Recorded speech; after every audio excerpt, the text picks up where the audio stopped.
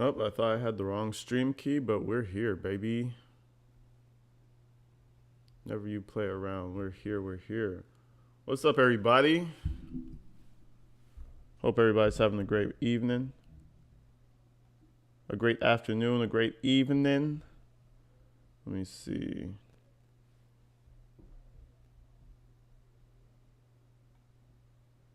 Pop out chat.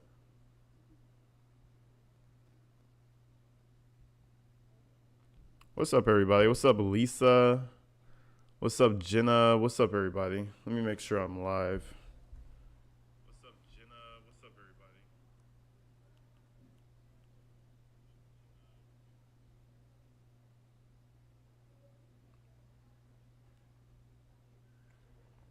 All right, we're here. What's up, everybody? All right. All right, so we got Lisa as moderator. Shout her out. We got Karen, Michelle, Jenna. Hey, what's up, Laura? Dawn. Yo, so we have an evening live, people. If you guys don't remember, we're supposed to go live like 2 days ago in the morning, but I had some shit I had to deal with. So we're coming back around. We're coming back around in the evening time. Hey, Jenna Wellborn, thank you for the donation. Why you got the mad face, though? What did I do? What did I do? What did I do? What's up, Tequila, Miss Belton? How y'all doing, man? All right, so you guys have been on me, man. You guys have been on me about this case, especially in the Discord. We got Mr. Christopher Gregor. In other words, the Treadmill case. What's up, Dawn? No big deal, AG. Catching a live. Mad because of this case. Oh, got you, got you. Hey, G in the chat. What's up, Lumi? How you doing? Judith, how you doing? Watching from Australia. I see a baby bottle. Does that mean you're feeding the baby at the same time?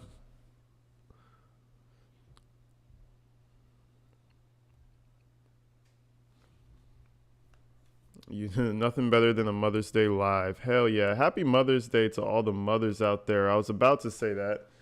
You beat me to it. Happy Mother's Day to everybody, man. Just got off the phone with my mom personally, you know. I was like, all right, it's time to come check out the other mothers, you know. Check out the other mothers.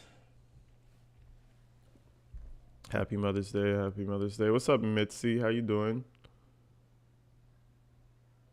What's up, Michael Warren? How you doing? Haven't been on for a while. Sorry about that. Been mad busy. Glad to catch a live broadcast. Hell yeah. Hey, you know, it is what it is. Like I said, life keeps lifing. You can't control that. Do what you gotta do. Thank you, Dawn Marie. Miss Dawn Marie. Thank you for the love. Everybody shout out Dawn Marie. All right, folks. So anyways, we have the Treadmill case. Mr. Christopher Gregor. Now, just to jog you guys' memory, he's the treadmill father. There's video of him making the kid run on the treadmill. There's let me just show you a picture so you guys can be where we are. This piece of shit right here. So anyways, there's video of him making the kid run on the treadmill. When the child actually passed, the mortician or the what do you call the pathologic site? No, how you call it? It's the person. It's not the coroner, but it's the person who checks your body. Anyways.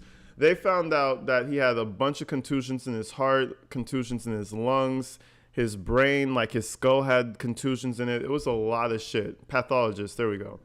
So the pathologist came back with all this information after they did the whole autopsy and everything, and it's pretty crazy, yo.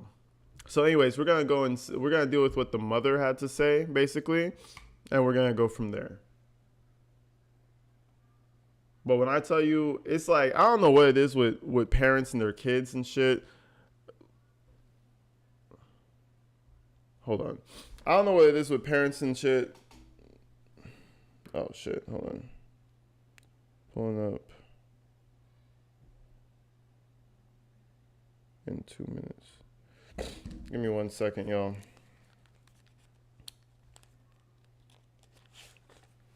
Nah, but I don't know what it is with parents and shit lately, bro. But they've been doing some crazy shit. So without further ado, we're gonna see what the mother has to say. She did testify that she did not get primary custody over the kid, so she was kind of left out of the whole situation. But anyways, folks, let's get into it. It's Brianna Michelo, Breanna Micciolo. Thank you. Thank you, Ms. Hunter. Brianna, just before we start, I just want to remind you that you're going to have to keep your voice up, okay? 'Cause the jury's going to have to hear you. So, Brianna, how old are you? I'm 27, And what is your birth date? November 7th, 1996. And where do you live? East Brunswick, And whom do you live with? my boyfriend and daughter. And do you work? Yes, And what is your occupation? data entry, Who is Corey Michelo? my son, And when did you give birth to Corey? May 1st, 2014. And how old were you when you gave birth to Corey? 17, What grade were you in when you gave birth to Corey? 11th grade. And who is Corey? Okay, so she had the kid young. She had the kid hella young.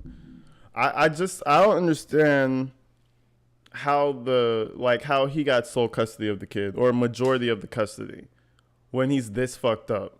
Corey's biological father. The defendant. Man, take this microphone and just slide it right in front of you, okay? Okay. Right in the middle there, as far as it goes. That's as far as it goes.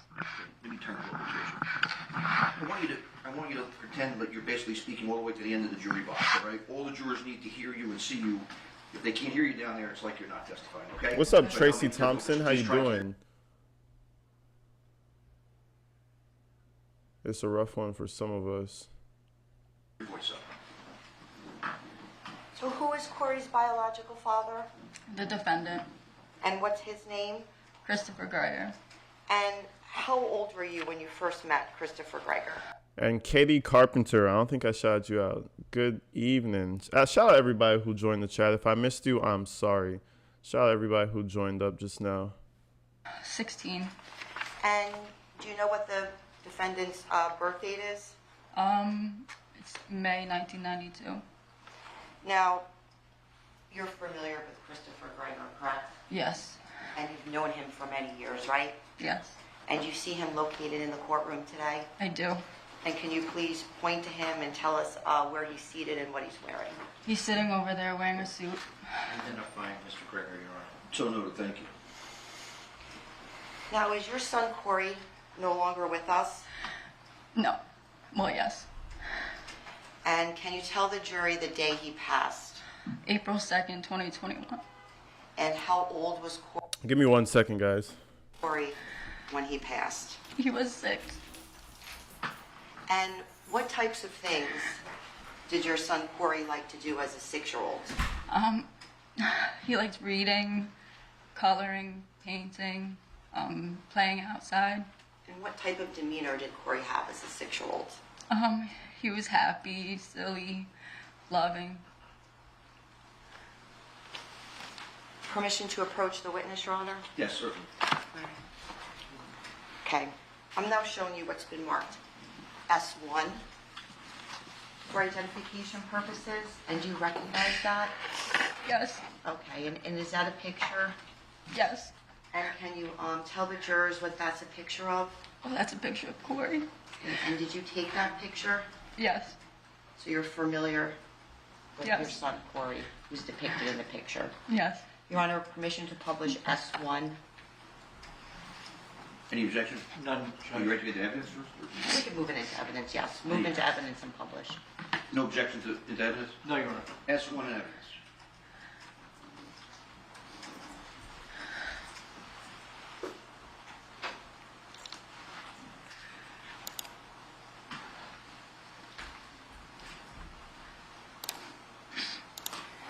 Now, Brianna, can you tell the jurors who's depicted in that picture? My son Corey, And how old was he in that picture? 6. And who took that picture? I did. And can you tell the jurors what you were doing when you took that picture of Corey? We were at the park playing in the snow. Okay.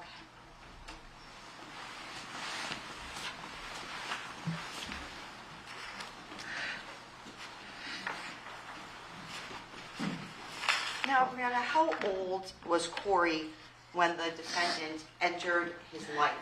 He was 5. And was there a paternity test? Yes. And how old was Corey when it was determined that the defendant was his biological father? Around 4.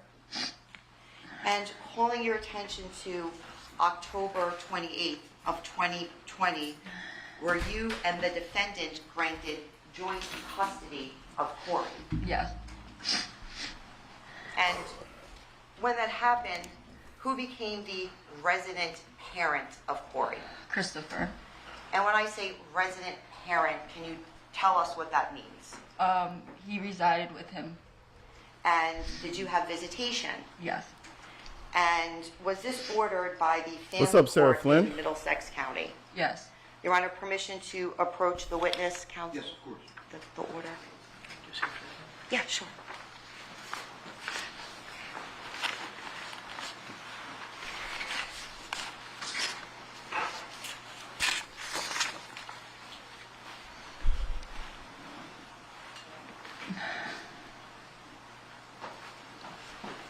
Sarah Flynn, hey G, and AG fam, me and Mama Bear just finished eating Chinese food and now watching together. Happy Mother's Day to all the mamas in here. Shout her out, folks, shout her out. I'm glad you guys get to sit back and just chill out, man. I appreciate y'all. What's up, Brianna? Sorry, I'm a little out of breath. I had to run downstairs. But basically, I already saw like the beginning piece of this. How does he get the resident parent? Like, how does he become the resident parent to take control of this kid's life from that point? Like, usually it's always the mother, unless she was like kind of like she wasn't like the most attentive mother. But I just find it interesting. That the dad, he got full custody in the first place. She was probably on drugs. Damn. What makes you say that though? 99% of the time, it's always the mom. I just don't understand it, but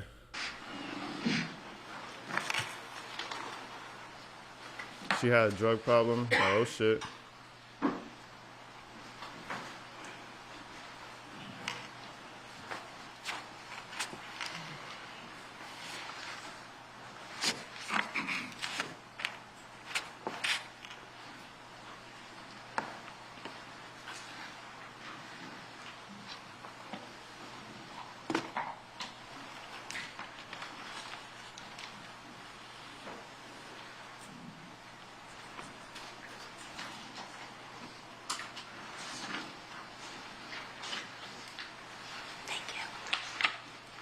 Thank you. Your Honor, permission to approach? Yes, please. Thank you. Brianna, I'm now going to show you what's been marked S2 for identification purposes. And can you tell the jury what that is? It's a court order. Okay, and where is it a court order from? Is it from the Family court. Okay, and on top of this order, is there a date present on S2 where it says filed? Yes, it's October 28th, 2020. Okay, and How old was he when she was pregnant at 16?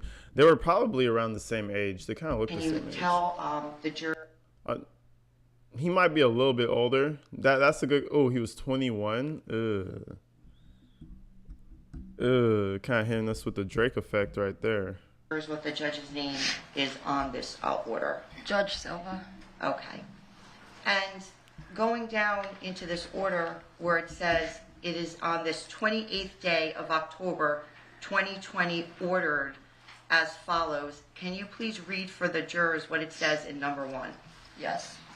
It says the party shall attend court-sponsored mediation on the issues of parenting time and defendant Christopher Gregor's name change application.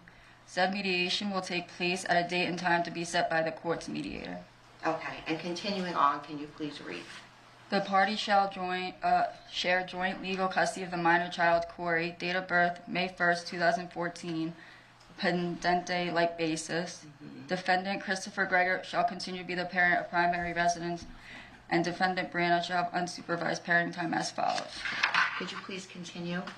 alternating weekends beginning November 6, 2020 from Friday at 5:30 until Sunday at 6 p.m. Brianna shall pick up and drop off Corey at Christopher's home. Okay, can you continue on, Brianna? Wednesday evenings from 4:30 p.m. to 7:30 p.m. Brianna shall pick up and drop off Corey at Christopher's home. No one except Brianna and Rebecca shall be present in the home during Brianna's parenting time. And whoever has their child during a scheduled... Wait, so nobody else could be present? Yeah, she must have been doing something interesting. So she can't have her little friends over, you know, Auntie Janice or anybody, any of her little friends can't have her friends over. So this sounds more like a supervised, maybe not supervised, but right one level before supervised visits. You know what I'm saying? So she must have been on some shit. But at that point, why, like, come on, bro. Just give the child to, like, a grandparent. You're always giving it to the fucking, I don't know. I just feel like if one of the parents is showing really bad signs of, like, neglect and shit, and the other one's close behind, why are you going to give it to the other parent who's just as shitty? Jeez, man, poor kid. She lived with her parents and her sister, and I think it was why. And I think this was a way for him to make her stay with him because she ended up practically living with him during visitations.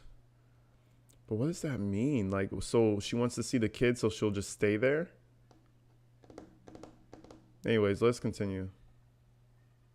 extracurricular activity shall What's transport up, him to Char? the activity, however the other parent may attend. Sure. Okay, and then going to number 3, does it talk about the parties unblocking each other from the other cell phone? Yes.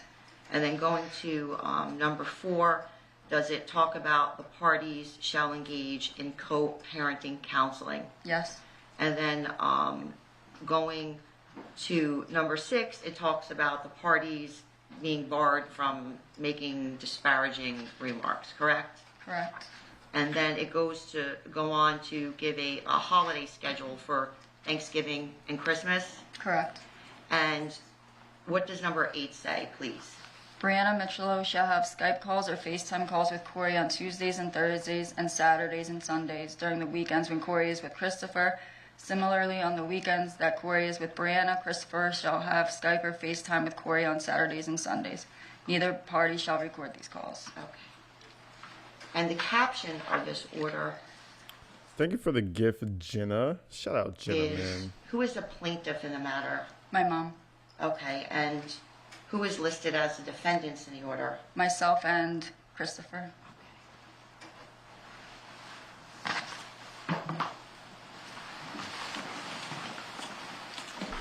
And shout out Jenna for being awesome. On Saturdays and Sundays. Neither party shall record these calls. Okay. And the caption of this order is, who is the plaintiff in the matter? My mom, Okay, and who is listed as the defendants in the order? myself, and Christopher. I don't know why I backed up just now. Now, But basically, we're just getting into, you know, the reasons why she doesn't have her child, or basically just the setup, I feel like. The setup of where the child was. But now we know the child is in his court most of the time, which is not good. And you can kind of tell that he's used to having the kid around him. Like when you see the Treadmill video, it's not like, I don't know, I feel like when parents don't have custody over their kids all the time, they try to be all nice and whimsical and they do anything the kid wants to do. And I mean, it makes sense. You don't see your kid every day, so you try to make everything okay. But him, on the other hand, you just look at that video and you know he had main custody because he was rough as fuck. Yanking the kid around, throwing him back on the treadmill, all types of shit. And then when the forensic pathologist did the report, he said basically 1 or 2 contusions on the kid's body is not really the biggest, it's not the biggest red flag. But when you see multiple separate contusions all over the body, that's what suggests child abuse, which is what he obviously saw all over the kid's body. So, yeah, I think this is something he was used to doing. He was used to throwing and tossing the kid around, and I think he took it too far. But anyway, let's continue. Anna, have you struggled with substance abuse? Yes. And have you specifically struggled with drugs? Yes. And can you please tell the jurors about this? Yes. In my early 20s, I struggled with drug abuse. When I was younger, I went through a lot, and I feel like I used the drugs to like suppress my emotions. I didn't really have the coping skills that I do now, and yeah, like I said, I was just going through a lot. But I've been clean currently for a long time. And have you ever used drugs in front of your son, Corey? No. And can you tell us why you were granted custody of Corey in October of 2020? I went What's through up, a drug Dreadhead? program, and I provided clean urines, and I just fought really hard because I hated living without my son. Now, calling your attention to September of 2020, where was Corey living? In Barnegat. Okay, and who was Corey living with? The defendant. And where did the defendant reside? In Barnegat. Okay. Atlantic Heights. Okay, when you say the Atlantic Heights, can you tell the jurors what that is? It's an apartment complex. And did the defendant move from his parents' home in Monroe Township to the apartment in Barnegat? Yes. And who He looks else like such an lived in asshole, bro. I don't know what it is about him. It's just his little poked out face, and it's like, it's not like he's angry, but he is. It's almost like he's inconvenienced. Like the way he's looking around. I know he's trying to put on the pout face, like, oh, my son died. No. But at the same time, it's not working, bro. He looks irritated. He looks angry, and he's like, this bitch is gonna go and talk against me. Fuck her. I swear to God, that's all it looks like. He's trying his hardest to do that little pout face, like, man, this was such an accident. It wasn't even supposed to be that way. But it's not coming off that way, bro. He's looking over her. It looks like hatred.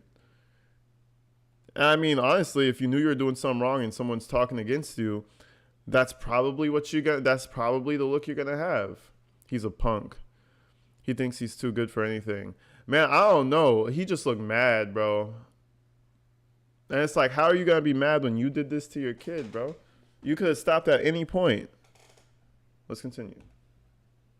Apartment in Barnegat with Corey and the defendant. Just them. Now, Rihanna, in October of 2020, can you tell the jurors What's up, Rosie Time? where you were living? In Englishtown. And what type of home did you live in Englishtown? A townhome. And who lived in the townhome in Englishtown? Myself, my mother's boyfriend, and my sister. And can you describe for the jurors what the townhome looked like in Englishtown? It was 2 stories with a finished basement. And where was your room located in the house? In the basement.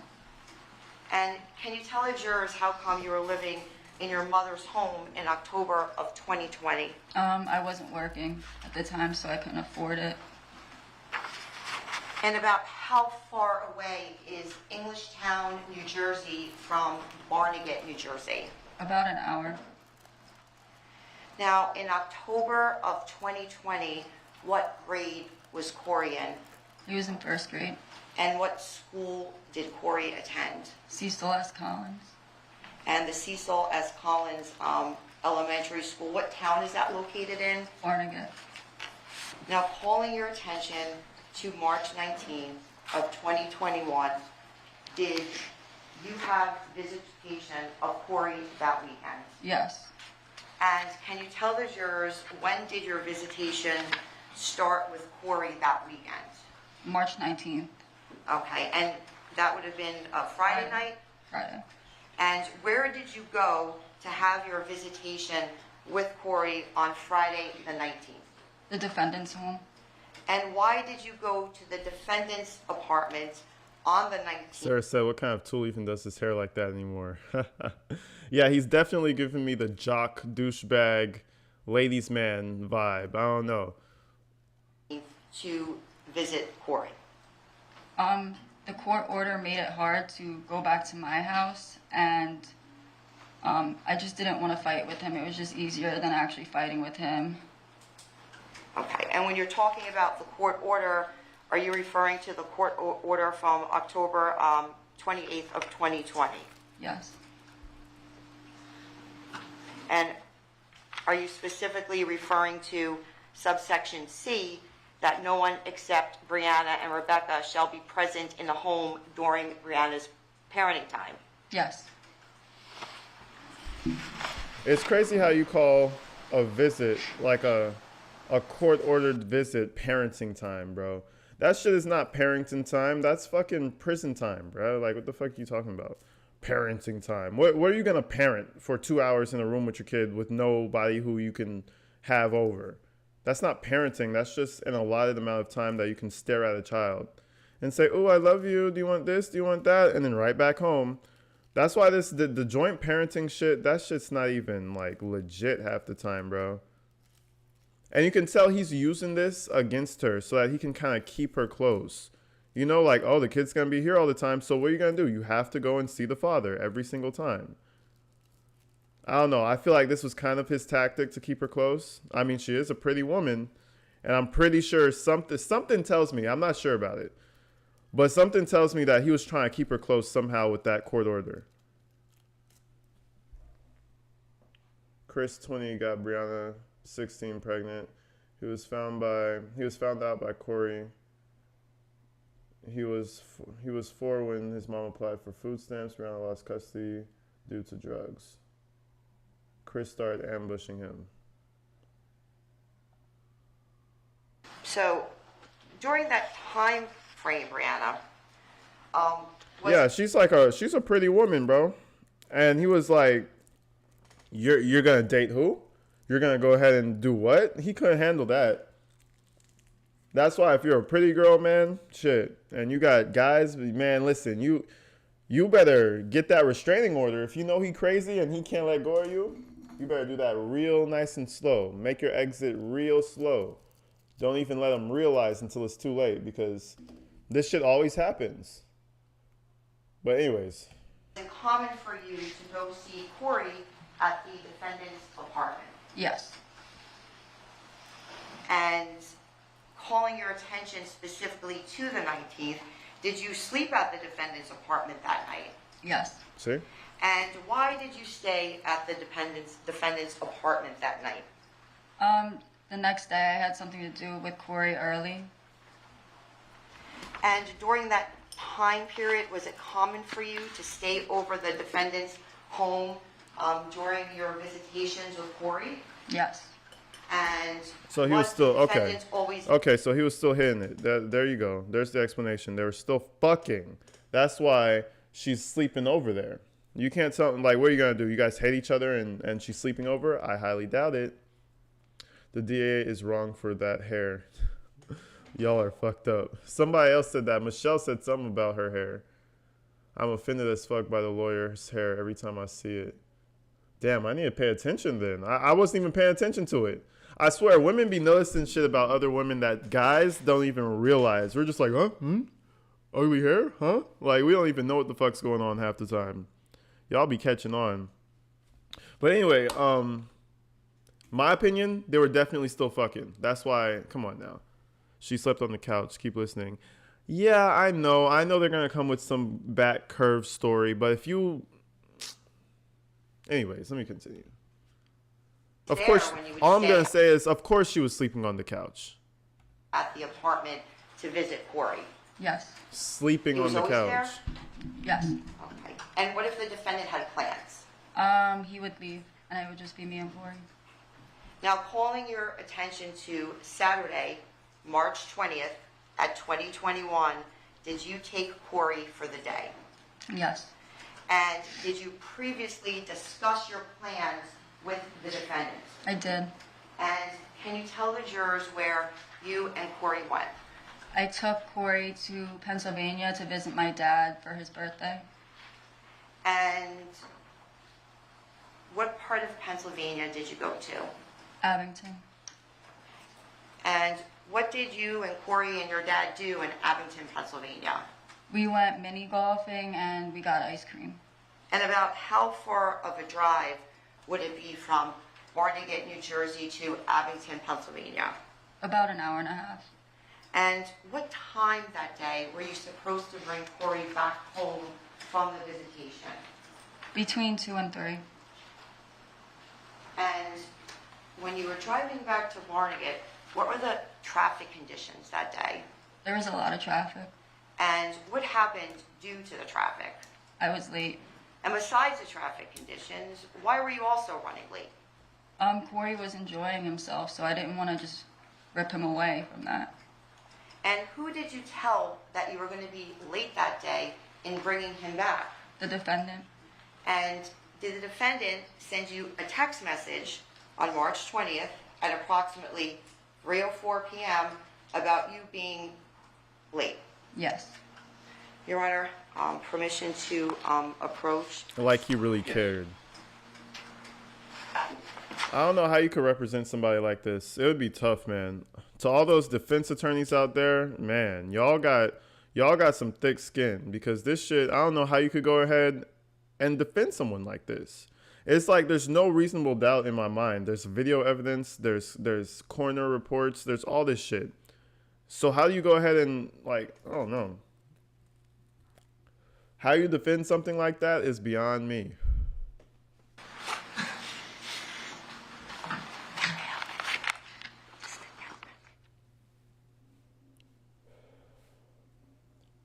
Yeah, it's beyond me. Those guys, they must just not care about nothing.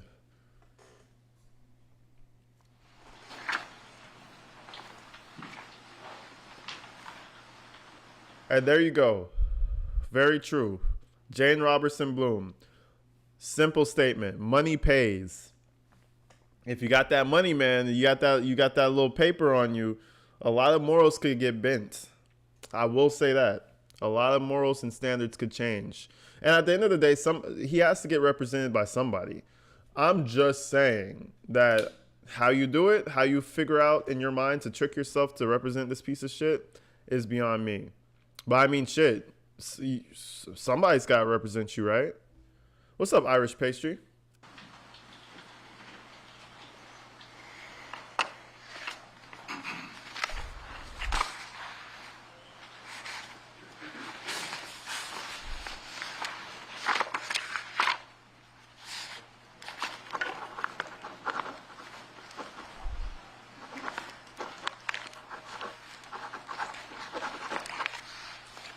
Okay, so this is the famous hair you guys are talking about.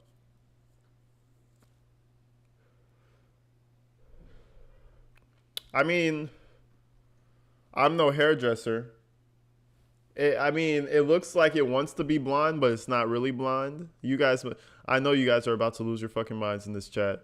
But, I mean, it looks fine to me. I don't know. It looks a little yellow blonde, you know.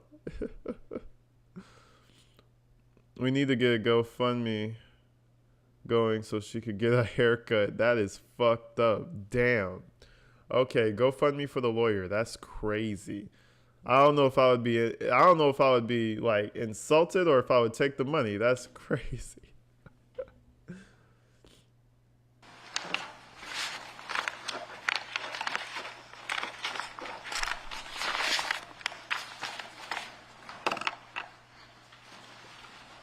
Listen, one thing I'll say. You look at Sue Opper for the Darrell Brooks trial. You look at who else? You look at no. You know who did look good the whole trial was Darrell Brooks's judge. What's her name? She always had her hair on. She had her hair in. Jennifer Darrow. She always was looking, but it's because she's the judge. I feel like she doesn't have to dig deep. All those female lawyers, prosecutors, defense attorneys, their hair always looks crazy. Their hair always. Did you remember Sue Opper? The what's her name? The prosecution attorney. She looked crazy like every day. I think in this type of profession, you really can't just be looking all that great because you have too much paperwork. It's like wake up, put your hair back, and go to work. So I'm gonna give the prosecutors a bit of a break, in my opinion.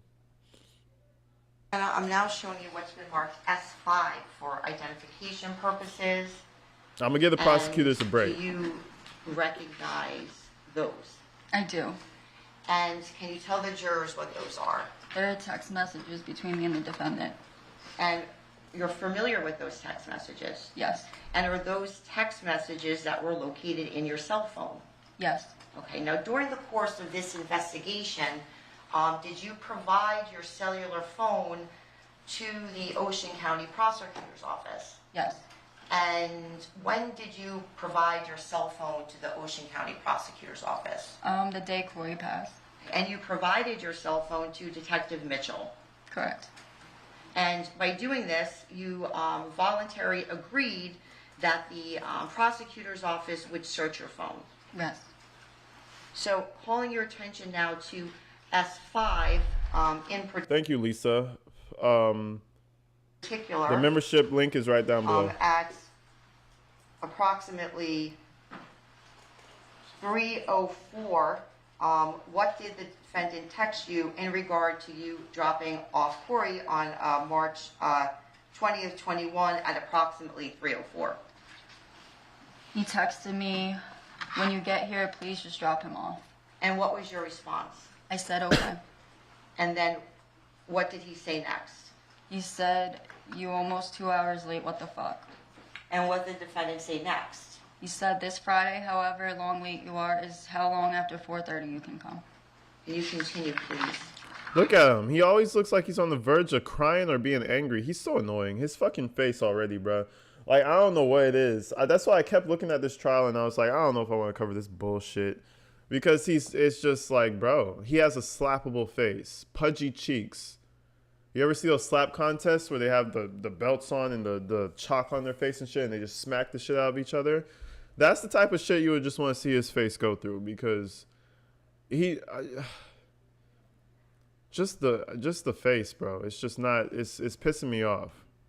What did he say next? FYI, this is beyond pissing me There's the word. That jail food constipated him. That's the face. That's the constipation face right there. Facts. There it is. That jail food must be fucking him up. This whole time he's just clenching that asshole trying to keep the food in. Because that shit is crazy. The whole trial, so far, every snippet I see with this dumbass, every snippet I fucking see, bro, he looks like this. And it's just I was going to say a mixture of this and that, but it's straight up the constipation face. That's the face he makes. It's weird. I swear to God. Anyways, hopefully I'm not the only one who's noticing that shit. But yeah. It's right there on the edge of being sad, but angry. Maybe a little constipated. off now. My entire plans for today are ruined. What did you respond? I'm driving as fast as I can. There was traffic. I'm sorry. And he said, I don't care. Whenever you get here, we will take the difference in time from 2 o'clock until then, and that is how long we will add on to 4:30 for when you come on Friday now. Okay, who gives a fuck? I would be like, okay, that's like one visitation day. Who gives a fuck? Fine. It was my bad. So he must have took it out on the baby. I thought this was going to be some slow burn type of thing, but it seems like this happened. I'm not even going to keep putting my foot in my mouth because I don't know much about the case, but it seems like it happened that one night right there. Maybe his boyfriend in prison was a little too rough on him last night. Damn, Michael. Sheesh, you don't got to put the man's personal business out like that. It's crazy. We know he was grabbing his hair a little rough, but we ain't gotta let everybody know that. Like, Can you tell us? Yes. He said, I'm at the clubhouse gym. Just drop him off here. I said, okay. And then again, I said, he can't get in. And then I said, I apologize for being so late, and I mean it. I'm not saying this because I want you to change your mind about Friday. I will come at 6:45, no problem. It's understandable, but I did want to tell you that there was no ill intentions there. I didn't mean to be so late. Okay, so the text message that you're referring to regarding the clubhouse gym, can you tell for the jurors what time that text message is from regarding Corey not being able to get in?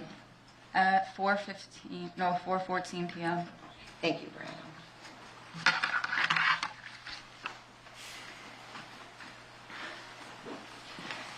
So, Brianna, on March 20th of 2021, at approximately 4:15, did you drop off Corey to his father at the clubhouse gym at the Atlantic Heights apartment complex? Yes. And had you ever been inside the gym located at the clubhouse gym? I have. And can you just briefly describe what the clubhouse gym looks like? There's weights and treadmills. And Oh, wait, what the fuck? Was that, okay, whoa, hold on. Was that the same day, though? where did you park when you dropped Corey off that day? By the entrance of the clubhouse. And did Corey have issues getting inside of the gym? Yes. And can you please explain what happened regarding Corey being able to enter the clubhouse gym on March 20th of 2021? The door was locked, so I texted the defendant that he couldn't get in. And then what happened after that? He came and unlocked the door. Guys, you let me know. Was this the same day that he has the boy running on the treadmill, or is it a different day? Because apparently the clubhouse gym, he must have one of those new apartments where everything's all nice and you got the little gym downstairs and shit. That's what I'm assuming this is. He looks like one of the bros that would be in the gym. You know what I mean? His whole life is like, half his life is centered around him working out and shit. You could definitely see that happening. Hey, Megan, thank you for the membership. Re-ing up on your membership, 2 months strong. Everybody shout out Megan for being a dope-ass member this whole time. Shout her out, shout her out. Appreciate you, Megan. But, listen, I don't know. Somebody said roid rage. I don't know. Bro had issues, man. I mean, it's not even like the kid is that young. How old was his son? How old was he, Corey? Let's look that up. Christopher Gregor. Son age, I think he was like 10 or some shit. Oh, he was 6? Fuck, he looked older. Damn, he looked a lot older. What the hell? He was 6. He looked so much older. That kid looks so much older, bro. What the hell? Damn, he was about to be an athlete or something. The little kid was like, he was like almost 5 foot already. What the fuck? Damn, bro, he was 6. That's probably why he was so rough with him. The kid is so big, but the kid is a youngster, bro. At the same time, like 6 years old, your bones are still fucking mushy. You know what I'm saying? Like, shit's not even fully induced stress made little guy age. Not even that. He didn't even look bad 6. He just looked like an older 6. He just looked more developed. He looked more, you know what I'm saying? He just looked big. Like, if I saw my 6-year-old that size, I would have threw his ass in sports so damn fast, bro. Like, what are you talking about? You like baseball? You like basketball? Like, you like to swim? What you throw him in that shit? Anyways, that's fucked up. That's terrible, bro. He could have spent like a nice $50 a week on his kid to just make him a fucking athlete or something, but instead you go ahead and beat him up. But anyways, What was the defendant's demeanor when he let Corey into the gym? he already had him going to flag football tryouts. Yeah, I would have had him going to all the fucking tryouts. I don't care if you liked it or not. You go into the fucking tryouts, and then tell me you don't like it after you try it. You know, about to get you right. Hit them push-ups too per week. How much you do this week? AJ will be a really good dad. So I hope so. Nah, you can't have no little waste man of a kid. Yeah, especially if they're that strong looking. They're that big. You can't waste that. They'll thank you when they turn 19. They'll be like, "Damn, Dad, you know, I'm glad you made me go to that tryout." That, you know what I mean? Kids don't, you know, they don't know.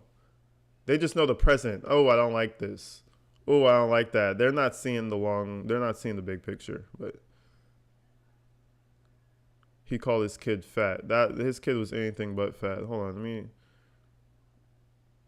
Christopher Gregor's son. They're gonna give you treadmill pictures. Look at him. Look at this big motherfucker right here. Big ass kid. 6? He looks younger here. He looks a little younger here. 6. Look at this kid. I guess he looks baby in the face. He just has a bigger build. He just has a larger build, that's all. He looks like a fucking baby in the face though.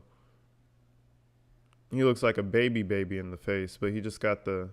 Anyways, he would have been an athlete. Long story short, let's continue. And then at that point in time. He was very angry. And at any point during this, did he come to your car? Yes. After you dropped Corey off on March 20th, 2021, when is the next time that you saw Corey? I believe it was Tuesday. Would that have been March 23rd, Yes. 2021? And on that particular day, did you drive to Barnegat? Yes. And did you drive there to visit Corey? Yes. And where did you visit with Corey that day? The defendant's home. And about what time do you think did you arrive at the defendant's apartment to visit with Corey? Maybe 4:30. And that would have been your weekday visitation with Corey? Yes. So it would have been like after the school day? Oh, yes. I'm sorry. And where was the defendant when you visited Corey? He was home. And did you stay over the apartment that night? No. And what time did you leave the apartment? I would say around 9:30. And while you were with Corey, did you see... Carol said he was so normal in size. Maybe I just don't know what babies look like then. I don't know. He looked pretty big for a 6-year-old. In my opinion. Maybe I just don't know what kids look like.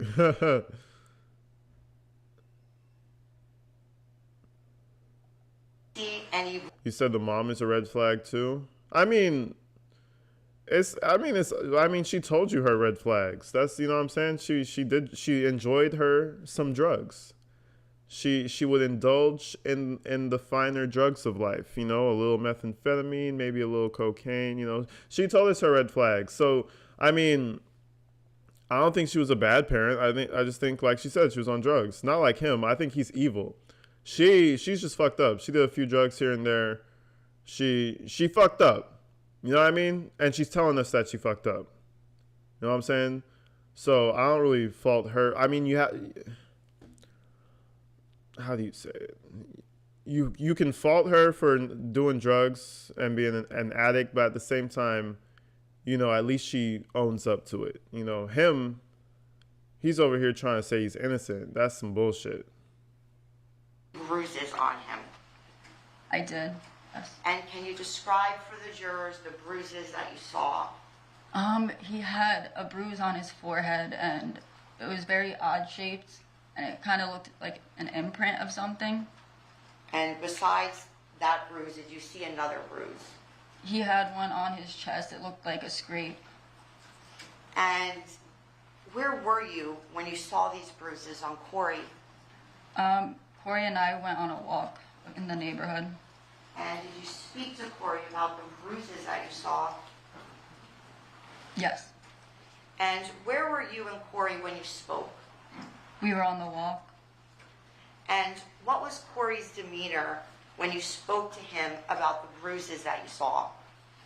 He just seemed upset and scared. Now, calling your attention to March 26th of 2021, did you make a referral to DCP&P? Yes. And can you tell the jurors who DCP&P is? They are the Department of Children's Protection and Permanency. Or people know them as DIFUS. Yeah. And how did you contact DCP&P? Through the hotline. And why did you make a referral to DCP&P at this time? I felt like Corey's abuse was getting really bad. Breaking news, baby girl and Paul broke up due to message cheating with Adam Montgomery. You're crazy. Thank you, Katie Carpenter. Miss Kate Carpenter. Just kidding. Love your chats. Everybody shout her out for being awesome. Thank you, Katie. Or Kate. I don't know. I keep saying Katie. It's probably just Kate. Thank you, Kate. Shout you out. Katie might just be her nickname. Yeah, like the chat says. Big hearts out for Katie. She funny as hell for that. And I felt like they needed to do something about it. Now, drawing your attention to, And this is why I say the system does not work, because you guys said she contacted DCFS, or the Child Protective Services, over 100 times and nothing happened. I mean, at some point somebody needs to get like criminally investigated at that place. Like 100 times you report something and nothing happened. Like, come on, bro. You know what I'm saying? But Saturday, March 27th at 2021, did you see Corey that day? I'm sorry, what day was it? Saturday, March 27th of 2021, did you see Corey that day? Yes. And where did you see Corey? In Stafford or Barnegat. And why were you at Stafford or Barnegat to see Corey? He was having flag football tryouts. And where did you go to see the flag football tryouts? I think it was South Jersey, like Stafford or Barnegat. Okay. And did you see the flag football tryouts? Yes, And who brought Corey to the tryout? the defendant. And how did you arrive to the fields for the flag football? as a social worker, I could say the system is broken. I mean, shit, I've never dealt with them in my life, and I could say the system is broken. It just looks like a shit show.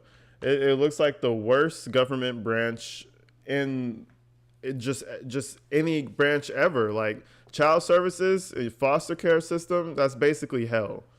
You just mark that at the bottom of everything and just put that as HELL. That's where you send kids when nothing else happens. I mean, when nothing else works out, you just send them on down to hell. So, yeah, whenever you hear they're involved, I mean, you damn near need to be like killing the kid in front of them. And they'll be like, hey, you know what, sir, that goes against our regulations. We're going to go ahead and take that kid away from you. Like, because the amount of shit that they come for and do nothing about is actually wild. Like this year alone, we cover so many situations where they come out and then they do nothing. And it's like, why the fuck did you even come out? Just stay at home in your office. Stay at your office. Just Football tryouts. I drove myself. And why did you meet the defendant there that day? He didn't want to drive with me because What's he up, didn't Mystical? want to be seen with me. I'm too trashy. And what type of contact was allowed for first grade flag football? It's no contact. What, if any, injuries did Corey And just for those of you who don't know, I'm sure everybody knows, flag football, no contact. We're not sacking each other. So all the contusions, the bruises, the head injuries, not from football. And if there were any injuries, it would be minimal because we're not sacking anybody. Abellis, thank you for the gifted membership. Who got that shit? Shout out Monica Ortiz, who just got that. Ortiz, I mean. Appreciate you, Abellis. Everybody shout out to Abellis for being the shit, man. Spreading love. Hey, y'all, sorry I'm late. What's up, Jim? How you doing? Welcome. Anyways, let's continue. So, yeah, football, not doing it. Not causing them injury. at the flag football tryout? None. After the flag football tryout, did you take Corey back to your house in Manalapan for visitation? I did. And where did you take Corey to? My house. And did you have a conversation with the defendant at the tryout about bringing Corey back to your home for visitation? Yes. And can you tell the jurors what the defendant said in regard to you bringing Corey back to your home? He told me just to take him for the weekend. And were you expecting that you were going to be able to take Corey home from tryouts? No. And that occurred during the tryout. Yes. Now, in regard to the court-ordered visitation schedule, did you and the defendant always follow what was specifically said in the court order? No. And can you tell the jurors why not? I'm not sure.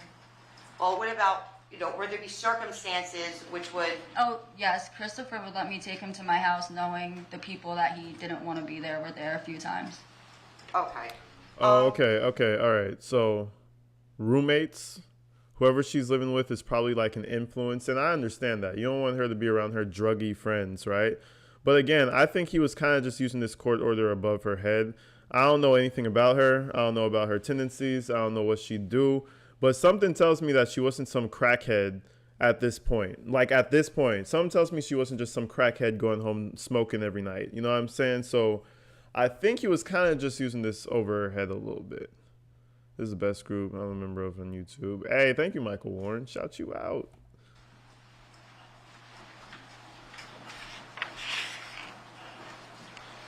When did you bring Corey back to the house in Barnegat after you brought him to your home after flag football? On Sunday. And can you tell the jurors what time did you return Corey to his father the next day? Around 6. And while Corey was at your home after the flag football tryouts, what, if any, bruising did you see to his body? He had a large bruise on his chest. He had, it looked like fingerprint bruises all over his arms and legs. And he had it was very large on his hip, on his side. Now, besides the bruises, can you tell the jurors about Corey's physical condition? He was normal. Now, during your visitation with Corey at your home in Manalapan, was Corey exposed to anyone with COVID? No. And had anyone in your family attended a funeral? No. Had anyone in your family attended a mass gathering? No. At that time, what did you learn about Corey being out of school? The defendant took him out of school for an apparent or exposed to COVID. Did you confront the defendant about this? Yes. And what did the defendant do in response? He blocked me. On March 30th of 2021, did you contact the pediatrician about getting Corey an appointment? Yes. And can you tell the jurors why you contacted the pediatrician? Well, because I suspected that Corey was being abused, and I went on the advice of a DCPMP worker. Objection. Wait, so he blocked her when she brought it up? Hold on, let me back that up. Is that what happened? She wants to take her to an appointment, then he blocks her. Your family attended a mass gathering. No. At that time, what did you learn about Corey being out of school? The defendant took him out of school for an apparent or exposed to COVID.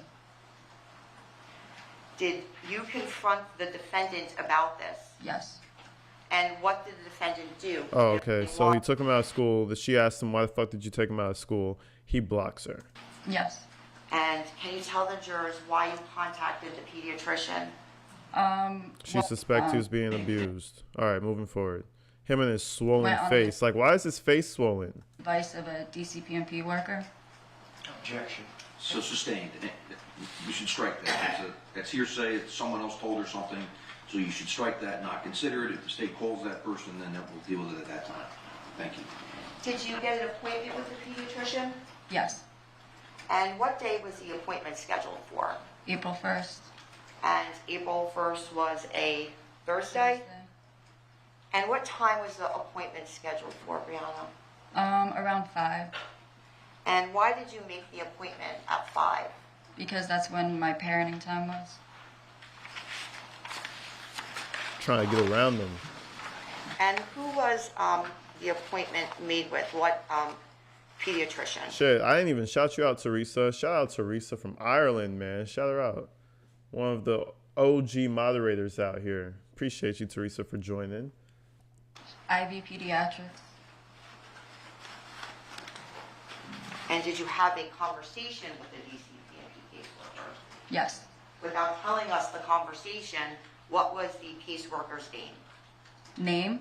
Yes. Mark Waltonowski. Calling your attention to March 31st of 2021, did you file an emergent application for full custody of Corey with the family court? Yes. And can you tell the jurors why you did this? I was in fear for Corey's life. And was DCP&P involved in this process? Yes. Now, on April 1st of 2021, what time did you pick up Corey that day for visitation? Around 4:30. And after you picked up Corey, where did you take him? To the pediatrician.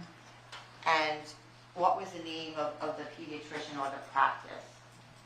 IV Pediatrics. And what town was the pediatrician What's up, chicken located in? shite? Tom's River. And when you picked up Corey, We good shite. We gob shite. Chicken shite. What's up with y'all? How y'all doing? Everybody who just came in, welcome, welcome. Happy Mother's Day to everybody. Hell yeah. that day, what was Corey's demeanor? He was fine. And when you picked up Corey that day, what was his physical condition? He still had some bruises, but other than that, he was normal. And when you got to the pediatrician's office, did Corey speak to the doctor? Yes. And was Corey examined by the doctor? Yes. And did you speak to the doctor? I did. Now, based upon this conversation, where did you take Corey next? The community medical center. And where is Community Medical Center located? I believe in Tom's River. And why did you take Corey to Community Medical Center in Tom's River? To be examined further, and he needed to get x-rays and blood work. Okay. And while you were either at the pediatrician or on your way to Community Medical Center, did you receive... It almost looks like he's been crying, but he's not, you know? Like, you know when your face gets all swollen because you've been crying a lot, but you know he hasn't been crying?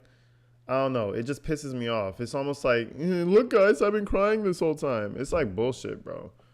I don't know. He kind of, yeah, he pisses me off. Jim, thank you for the 10 gifted, man. Shit. Always coming out here with the love, man. I swear to God. Her and her dog. Donna Cooperman. Let's see who else. James, Cher, Mala, Wing Beats. Welcome. Congrats on getting that back. Kelly Canyon, Sola. Who else? All the people who got the gifted memberships, man. Shout out to Jim for doing that, man. She's always out here showing love. Literally, like, just being Oprah of the memberships. I'd put the meme in the chat if I had it on hand. You know what I mean? You get a membership, all that shit. I mean, you know, you got to shout her out big time. Welcome to all the new members. Thank you, Jim. Everybody shout her out who got one. And yeah, make sure you guys check out the archive, check out the emojis, all that good shit. Let's continue. The family court order regarding your emergent application. Yes.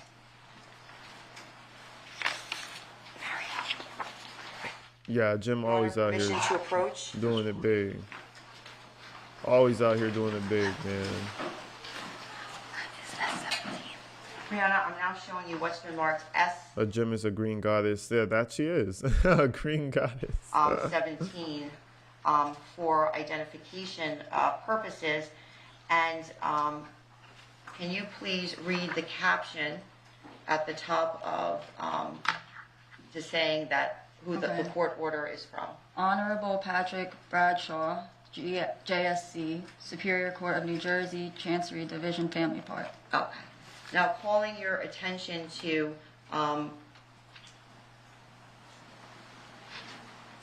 this order, can you tell us Look at how he looks at her. who opened this? It's almost like you wouldn't tell on me, right, babe? You wouldn't tell on me for real, right, babe? You wouldn't. Piece of shit. This court order? I did. Okay. And the court, can you read on the first paragraph, starting with, and the court having considered, what the court considered? Objection. What's the basic position? How would she know what the court considered? It's in a document. Well, I think the What's up, Heather? question is that the order recites what the court considered. Do you have an objection to that? Nope. You made it though. You That's at the least made question. it. Can you read off the order, please? Right here. Yeah, you could start with. Okay, and the court having considered the papers submitted, and the court having reviewed a letter of investigatory findings submitted by the Department of Child Protection and Permanency, and good cause having been shown, it is on this first day of April 2021 ordered as follows. Okay. And as the court order continues, you were denied your request for emergent custody, correct? Correct. And then continuing with this order, specifically in subsection 2, can you read for the jury what the court order says? It says, upon recommendation by DCPMP, this court orders that the party's minor child, Corey, undergo a CPC evaluation as a part of its ongoing investigation. The party. Okay, and I could just stop you there. And a CPC evaluation, that would in essence be an examination for what was going on with Corey and the bruising, correct? It doesn't matter, Judge. I can withdraw the question. Well, it's leading, so Okay. it's a state. We'll go to subsection 3 if you could read for what the order says. The court also orders the parties to confer with one another to agree upon a date and time in which Corey shall be made available for an examination by his pediatrician regarding Corey's bruising within 7 days of this order. Okay. 7 days, bro. What? Like, I guess it's giving you enough time, but it sounds like a long time. Like, why not just do it today?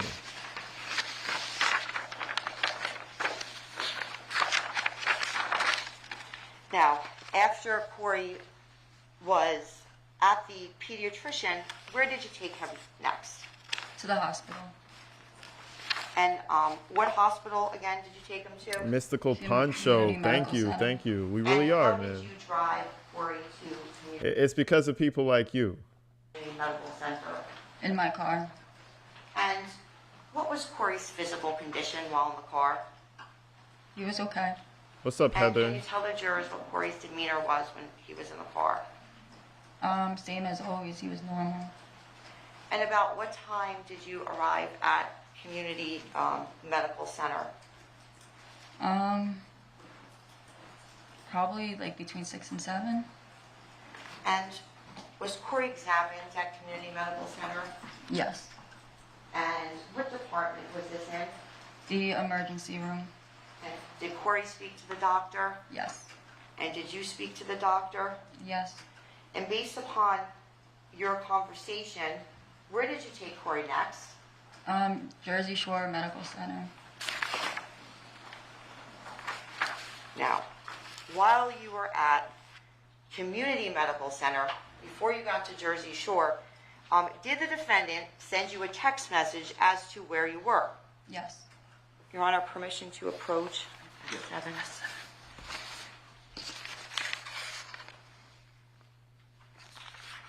Mario. wanna see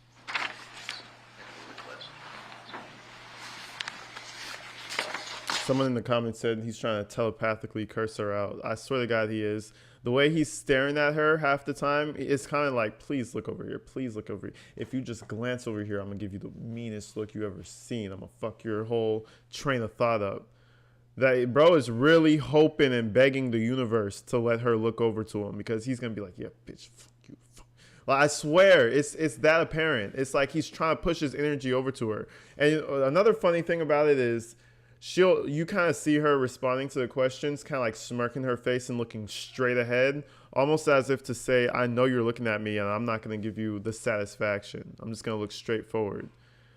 That's what I'm getting from this whole this interaction, because he's looking at somebody else right now. You see his eyes, he's looking at someone else. But when his eyes come like a little bit forward, a little bit right here, I think that's when he's looking at her. So you'll see his eyes kind of turn back a little bit slightly in front of him. Wait for it. There it is. There it is. That's when he's looking at her. That angle right there, that's when he's looking at her. There's the judge, there's her, and then his lawyers. So whenever you see this angle right here, that's when I think he's looking at her. But yeah, he's trying his hardest. He's like, yeah, look at me. Look at me. I'm gonna shut down your whole story just by looking at you. Rosie just put the Rosie put the best emoji that we could have put. Facts. That's the look right there. That's fucking hilarious. All right, let's continue though. See? Then he looks back at his lawyer, looks back at her.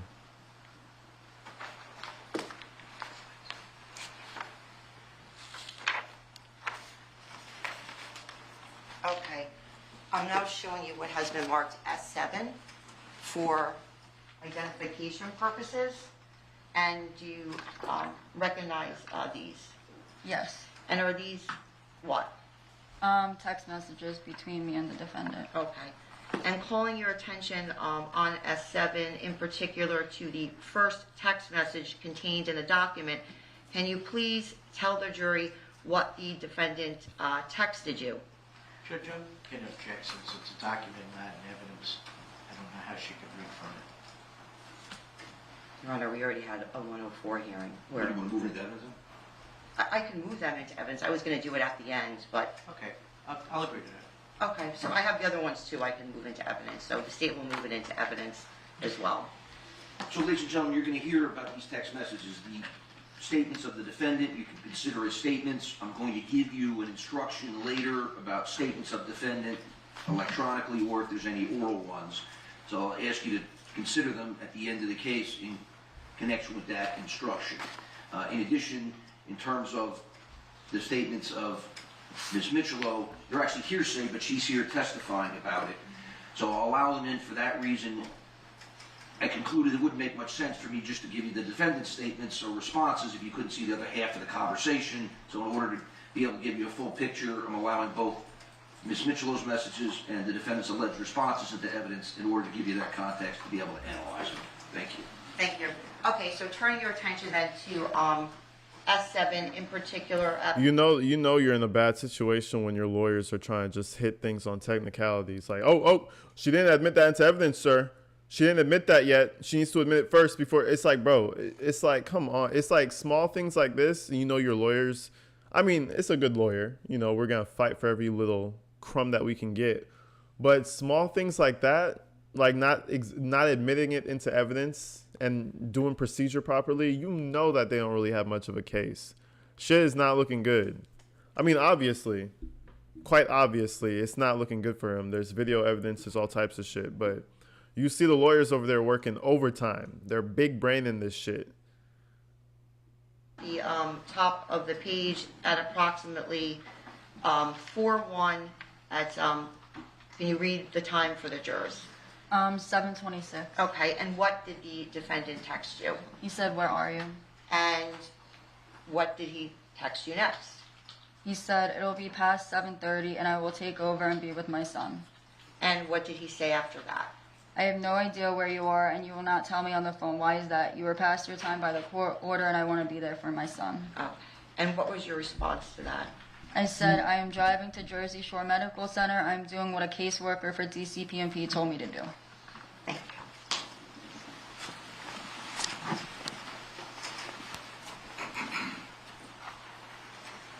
Thank you. Now, Brianna, while you were at Community Medical Center, did you sign Corey out of the hospital?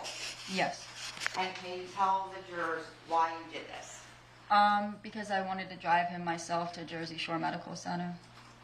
And why did you want to drive him yourself to Jersey Shore Medical Center? Because I was already late and I didn't want to spend another 30 minutes waiting. And what had the hospital offered at the time? To transport Corey. Now, while Corey was at Community Medical Center, was he physically examined? Yes. I do have a And cash what was out. Corey's condition at Community Medical Center? He was fine. Now, did Jersey Shore Medical Center have a Give me a second. pediatric abuse specialist on staff? Yes. And while all this was happening, did you speak to Barb? Oh, and Did you shout out see all the him? folks who hit me up on Cash App the other day. Arlene, Michelle, Carla, Cynthia. You guys are fucking awesome. Just want to shout you out real quick. You need a Snapchat, AG. A Snapchat? Damn, that's crazy. I don't even have a personal Snapchat. People were having issues with my Cash App the other day, which is why I kind of stopped doing the Cash App thing. But I'll give it to you. I mean, I've never had an issue giving out my if you do in Cash App, you do $AG Tactical Live. $AG Tactical Live. That's what that's my Cash App. If I don't pop up, you don't see my face with a do-rag on, then don't send it. You should see my face and a do-rag. But yeah, this is my Cash App. Thank you everybody for being awesome. If you have different ways you want to support, shout y'all out.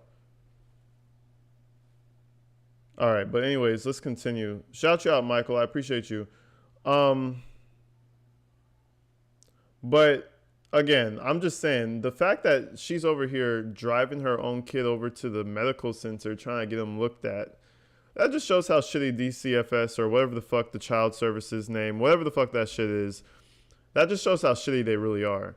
Lisa says she's, Lisa, you're part of child services also, right? I mean, you need to tell us how it goes down because I feel like that shit never gets anything right. Key worker. Yes.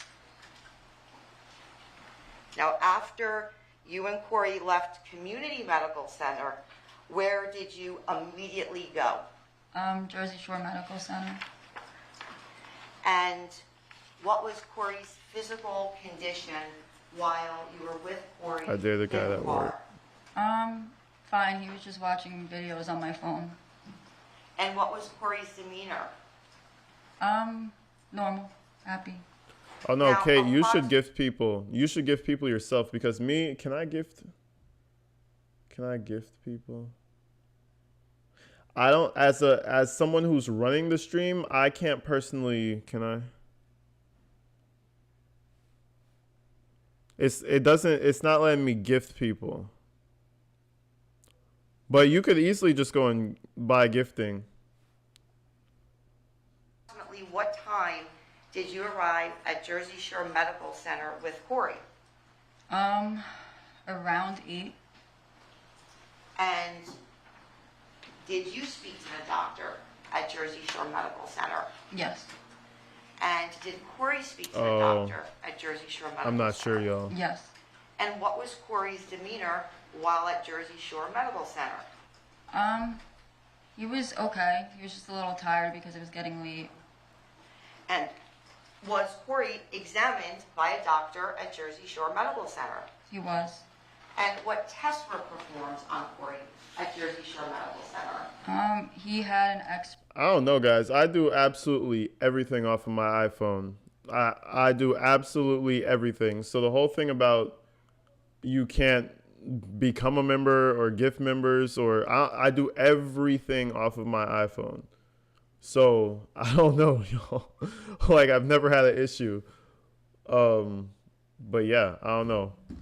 Maybe do it on your desktop, but it's just weird to me because literally I do everything off of my iPhone. Like if I were to go to somebody else's stream, I could gift, I could join, I don't know. Maybe it's older iPhone, but that's just weird to me. Everybody's always like, oh, I'm on iPhone, so I can't do it. I mean, shit. I do absolutely everything from my iPhone, so. But anyways, I hope you guys figure it out. X-ray and blood work. Thank you, Gina. Gina Wellborn. Oh, no, Gina. I don't know why I said And Gina. while Corey was at Thank you, Jersey Jenna, Shore for being Medical awesome. Center, You're was he awesome. seen by a Shit. pediatric abuse specialist? I believe so. Carol says use Safari on phone. No, honestly, listen, just for viewing preferences too. Just let me show you. You see my app right here? Get the YouTube app. Just download the YouTube app. And you can do absolutely everything from your YouTube app. There's like literally, like, you know what I'm saying? I wouldn't use Safari or Google Chrome. Just go to your app store and download the YouTube app. And then it's even easier to watch things. Like if you have another YouTuber you guys watching shit, it's so much easier from the app. Don't do the browser. That shit's gonna fuck you up. That shit's gonna be horrible. It's annoying to use. It's terrible. I would just say get the app. The app is so much nicer. But I don't know. To each their own. To each their own. Love you too, guys. What's up, Susan? Yeah, I'm on the YouTube app. Oh, you are on the YouTube app. I don't know. Interesting. Everything should work from there.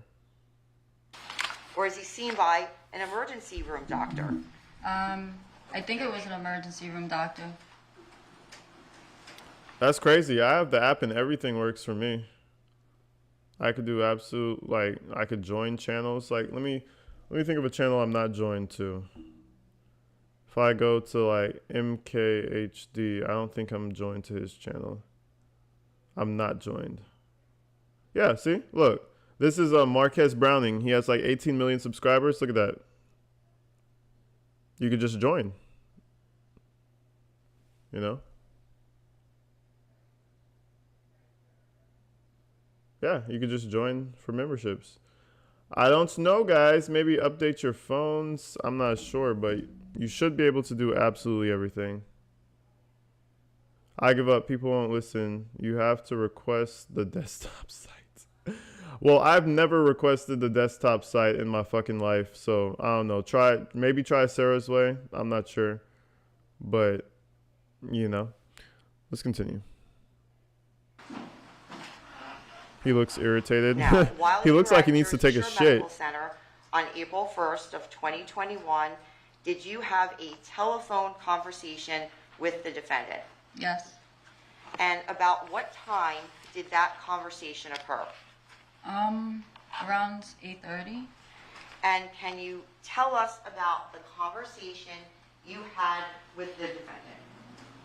He called me and he asked me to leave the hospital with Corey, and I said I wouldn't. I want him to be checked out, and then he started just verbally attacking me and fighting with me.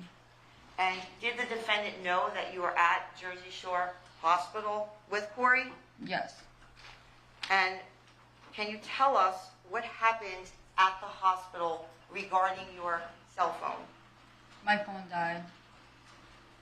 Oh, so you already know that's a problem. At 11:43 p.m., did the defendant send you a text message asking you where you were? Yes. You're under permission to approach? So, Brianna, at approximately 11:43 p.m., while you were at Jersey Shore Medical Center, did the defendant send you a text message asking where you were? Yes. No, see, the permission child to- didn't die of exhaustion. He didn't he didn't tell him that. Wait, I got a message that kind of threw me off. He didn't die from exhaustion. It was contusions, blunt force trauma all over the body. So in my opinion, I think he low-key he died from one of those things being too much for his body to handle. I feel like it was multiple just injuries, being yanked around, tossed around, thrown around, that type of thing. Approach the witness. Yes, absolutely. Oh, what's up, Mary? Happy Mother's Day.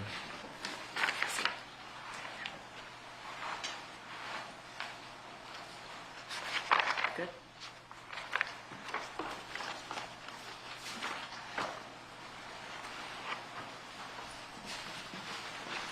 Okay, Brianna, I'm now showing you what's been marked as Oh, shout you out, Katie for Carpenter. identification. Katie Carpenter, I appreciate you big time. Katie's over here donating on the Cash App and shit. Shout you out, Katie. I appreciate you.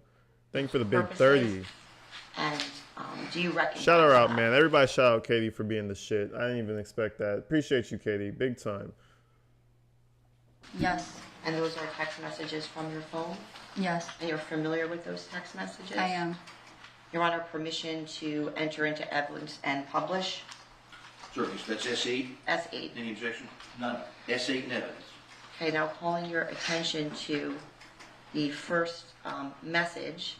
Can you tell the jurors what the defendant said to you and what time that this occurred? At 11:43, the defendant said, "Why are you now ignoring me?" And can you tell the jurors what your response was? I said, "My phone died and I just got a charger. I'm at the hospital because DCPMP spoke to doctors and they told me to come here. You could have came here from the beginning. You said no, drop him off. We could have taken turns the whole time. I'm not doing anything wrong. Stay up and I'll drop him off as soon as we're done." Can you please turn the page?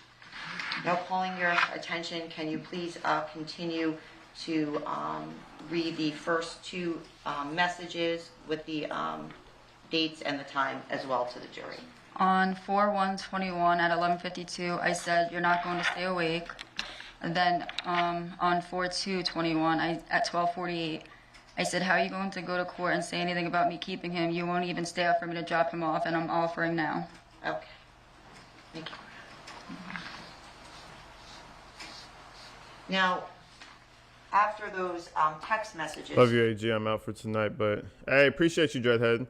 My birthday is actually May the 26th, people. May 26th, Gemini season. When is the next time you heard from the defendant? The next morning, or that morning. Now, was Corey released from Jersey Shore Medical Center? Yes. And can you tell the jurors about his blood work? It was all normal.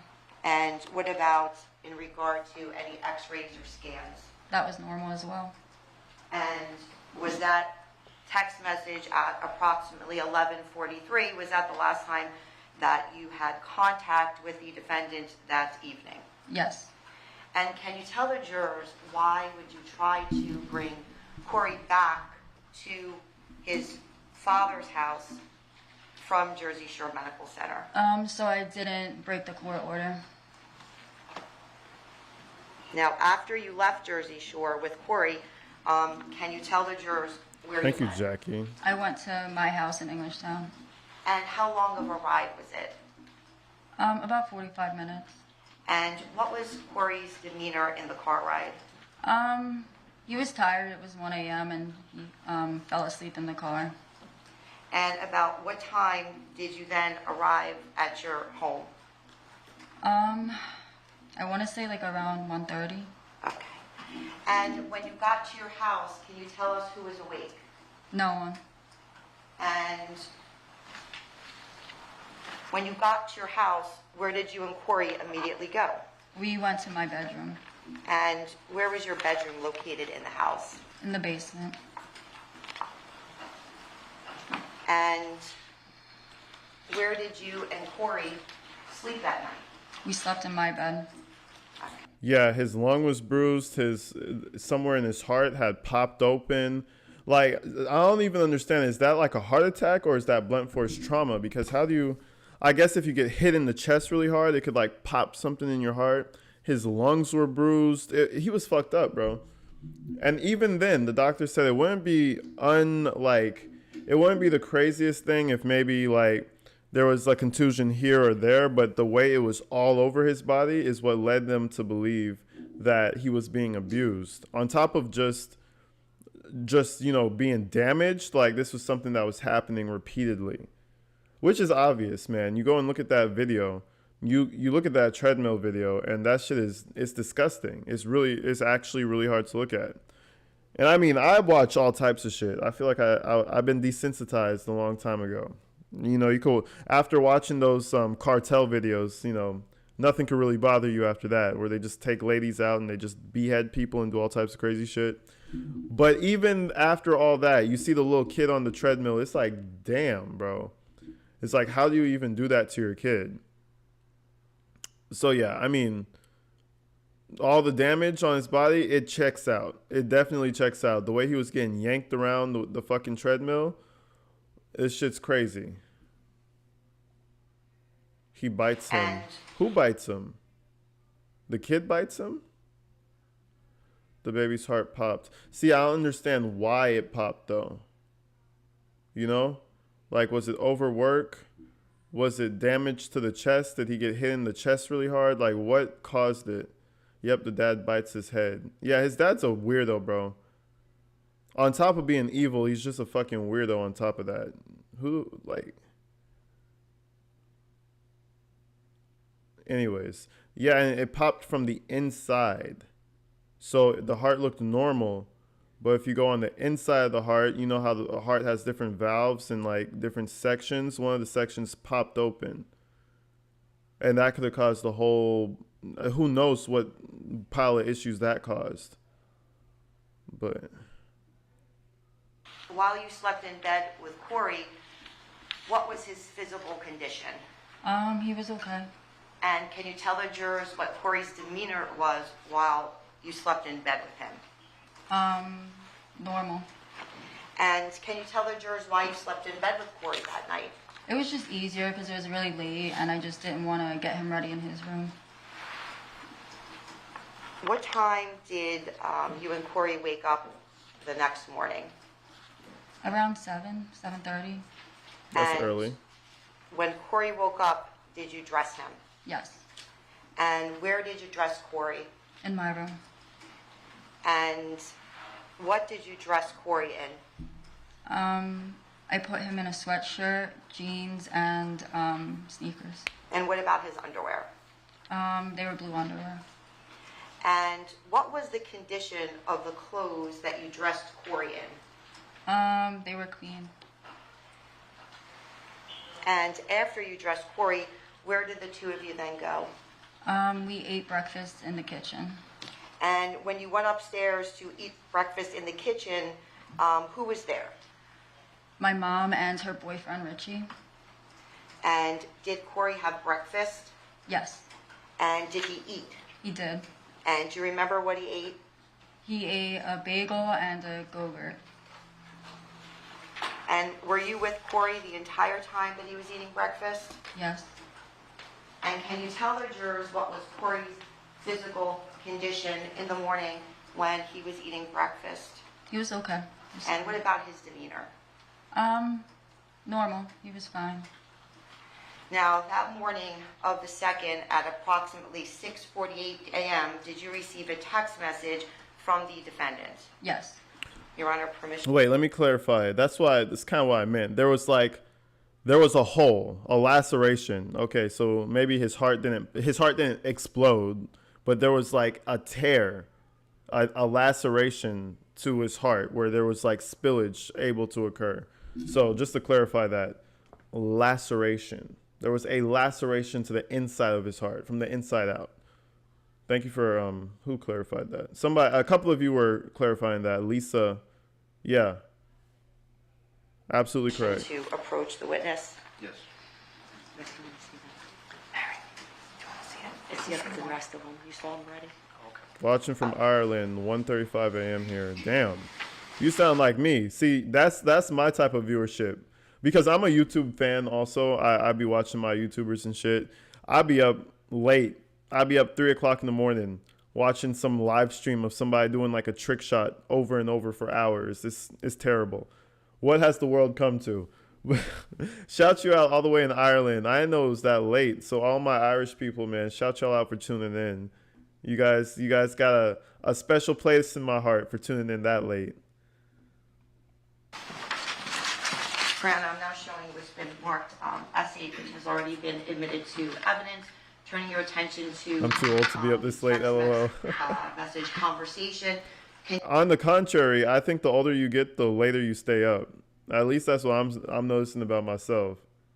Can you Love me some please AG. What's up? tell the jurors what the defendant said, starting with that particular message, and can you let the jurors know the time and the date as well? Okay. On 4/2/21 at 6:46 a.m., he said, "I'm going to court because you decided to go when you had 7 days last night, and by your text, you were still there at 12:50 at night. You are a detriment to Corey's health, and I will be going to court today about it." And can you read the next message from the defendant as well? Yes, 6:46. He said, "By the way, school starts at 8:30, so have him back before 8:30.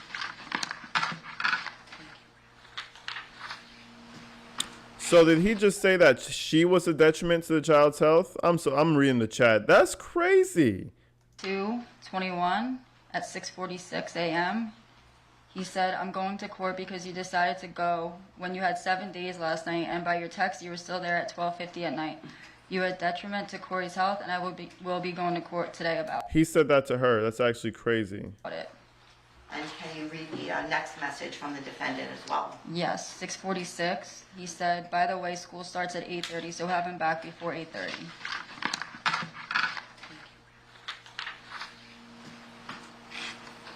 What a piece of shit. Brianna, after Corey had breakfast, where did you drive to? To the defendant's house. And when you were driving to the defendant's house in Barnegat, where was Corey seated in the car? He was in the back seat.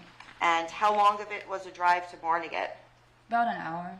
And what was Corey doing while you were driving to Barnegat with him in the car?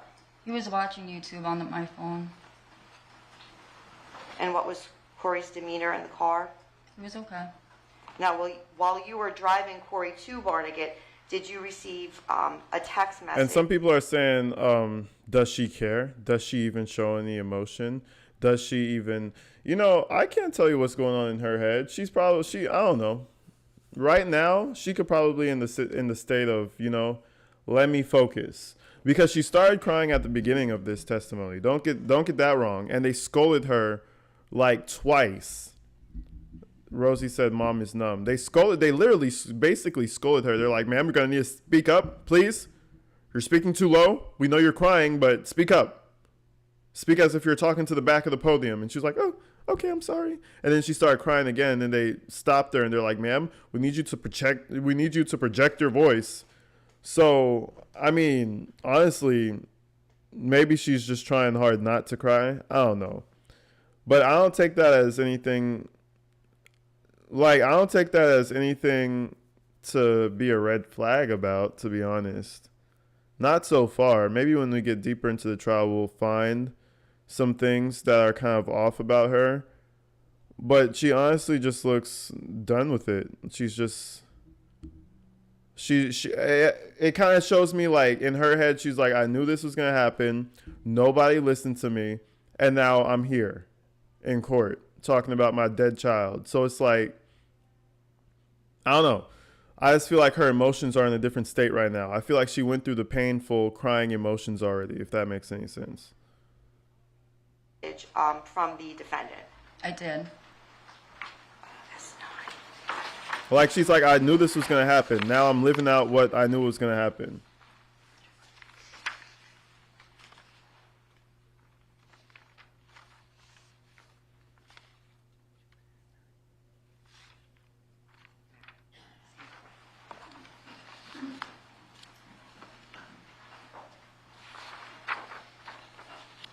But she definitely started crying, though. And they basically told her to shut the fuck up with all that crying. So she complied. Like at the very beginning of it. At the very beginning of it, it was basically like, ma'am, shut all that shit up because we're trying to get down to the facts. They were very dry with her. So I feel like she's just following suit. She's like, okay, let's get this fool in prison. Let's not cry. Let's project our voice and let's just get this over with. So that's where I feel like she is right now. Yes. Fran, I'm now showing you what has been marked S9 for identification purposes. Do you recognize this? Yes, And you're familiar with that? I am. And is that a text message that you received from the defendant, which was located on your phone? Yes. And can you please tell the jurors what the defendant texted you, including the date and the time of the text message? Yes, on 4/2/21 at 8:37 a.m., he said, I mean, considering you did kidnap my son for an entire day and night, the minimum that is happening is an entire day and night is going to be removed from your next visit maximum. Hopefully the courts will agree with my application this morning and you will lose all rights. Which, I don't think he wanted her to lose all rights because, again, I think this is something to control her with. He's just scaring her. He doesn't want her to lose all rights. First of all, it's more work on him. This is my assumption. This is my opinion. First of all, it's more work on him, and second of all, he doesn't get to mess with her, play with her, mess with her emotions a little bit, stay real close to what she's doing. So in my opinion, he's bluffing. I hope my application goes through. He's trying to keep her under his thumb, keep her in check, trying to hold on to her.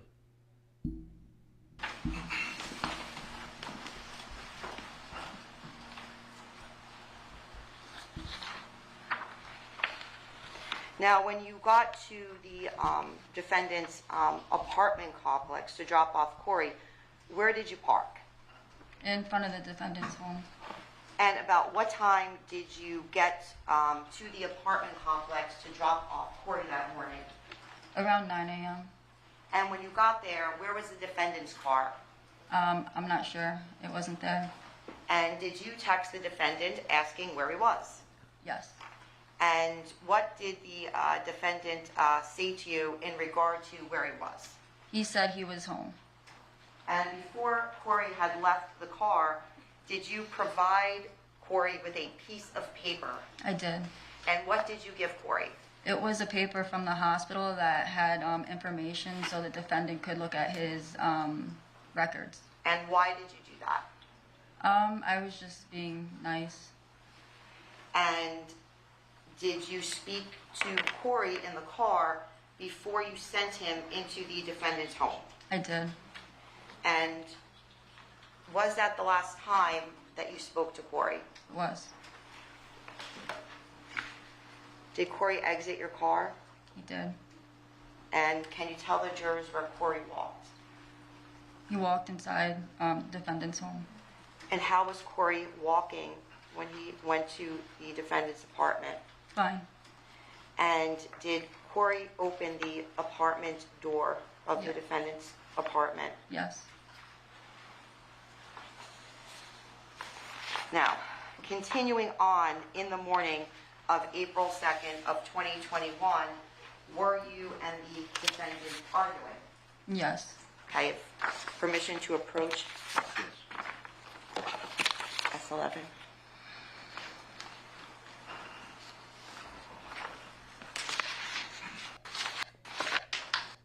Marked, I'm now showing you what's been marked S11 for identification purposes. And again, are those text messages that were contained in your phone? And you're familiar with those messages? I am. Your Honor, at this time, the state would move to publish and into evidence of S11. No objection. S11 and evidence. So, Brianna, starting with the top message, can you please tell the jury about your conversation with the defendant? Yes, at 9:48 a.m., I said, "Stop being so cocky. If I were you, I definitely wouldn't be." And then what did the defendant respond? He said, "Yes, I am a ludicrous charge by you that when you went to court yesterday was completely thrown out and disregarded." And can you continue with his next message? He said, "Shows how much evidence there is, doesn't it? You're going to be in for a rude awakening today."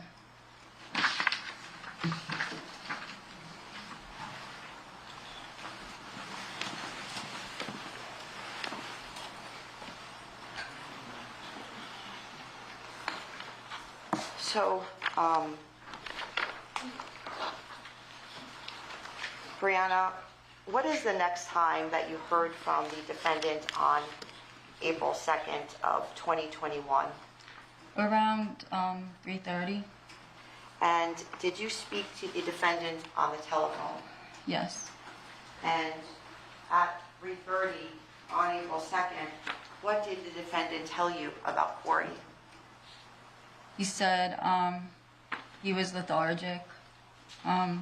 His legs were hurting. He was sleeping all day, and he was throwing up and just didn't feel good. And then he told me Head injury. Signs of a head injury. Hold on. to send Corey's insurance card to him. And did you send the defendant Corey's insurance card? I did. And did the defendant say anything about taking Corey to the hospital? Yes. And did the defendant tell you what hospital he was taking Corey to? No.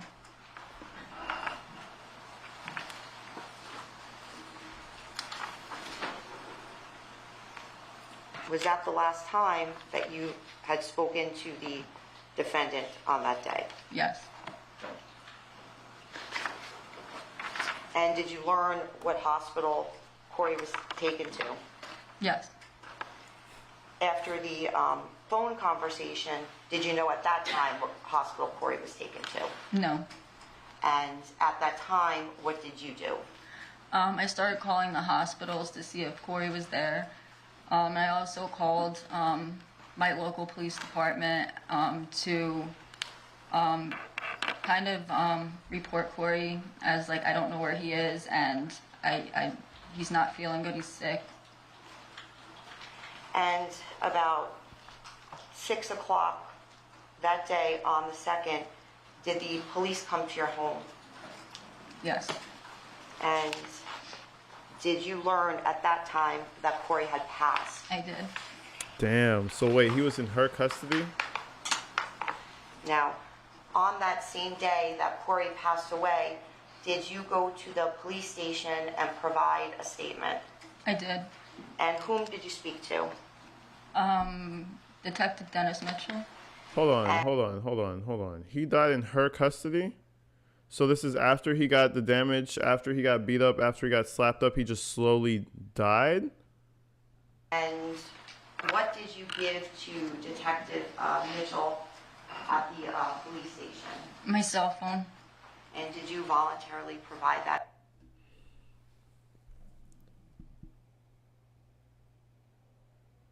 He died 1 week after the treadmill. No, he was with his father. He got sepsis from the injuries. He died with his dad. Glad you grabbed a hold of this case, AG. Hey, thank you, Light Chaser, for the $10 donation. Shout him out. Shout her or him out. Light Chaser. Looks like probably a dude. Shout him out, man. Appreciate you big time. He had sepsis. Damn.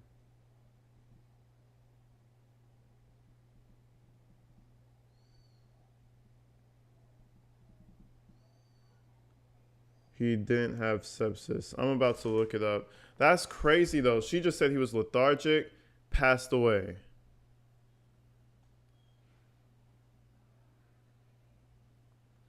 His dad left him after he died. His dad left him after he died at the hospital.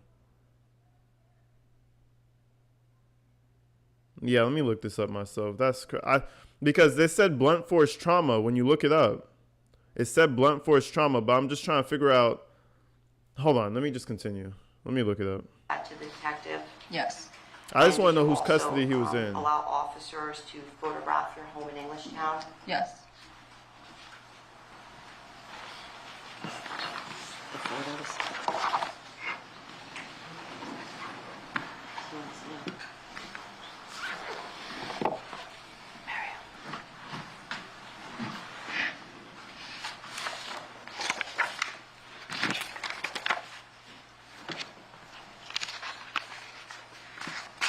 Definitely just blunt force injuries, but my main question is who. They took him to the hospital, right? And then he died there?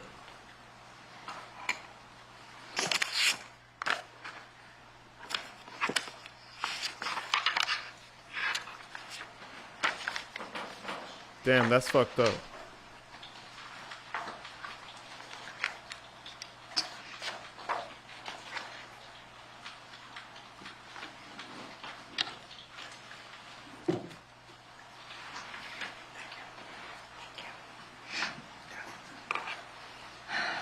Your Honor, permission to Please. approach.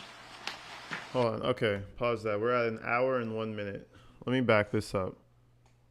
No, that's too far back. I saw that. And again, No objection. please tell the jury about your conversation with the defendant. Yes, at 9:48 a.m. I said, "Stop being so cocky. If I were you, I definitely wouldn't be." And can you continue with his next message? He said, "Shows how much evidence there is, doesn't it? You're going to be in for a rude awakening today."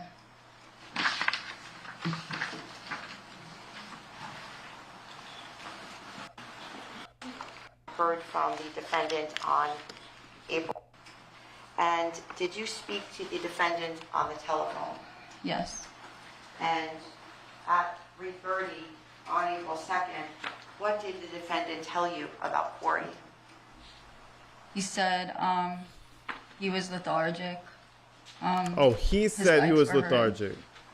lethargic. He was sleeping all day. And that he was sleeping all day and that, oh, I don't know what's wrong with him. I get it. Okay, so he takes him to the fucking hospital, leaves him there, and takes off. That's the gist I'm getting. He got injured from the fucking treadmill. She had him, she had him and brought him to the hospital and they did nothing. He got bad with the dad, so his dad brought him. Then he died and the freak fled. Yep, there we go. That's the timeline. There we go. I need to get that together. I need to get that timeline together. I was deep in the comments. That's fucked. See, and again, that's why you can't fault the mom, guys. You gotta fault everybody else but her. Okay, she did drugs. She never had her kid. That was years ago. Or that was some time ago, right? But now she's making her due diligence to be in this kid's life. She takes them to the hospital. And they do nothing. Sorry, my neighbors threw me off.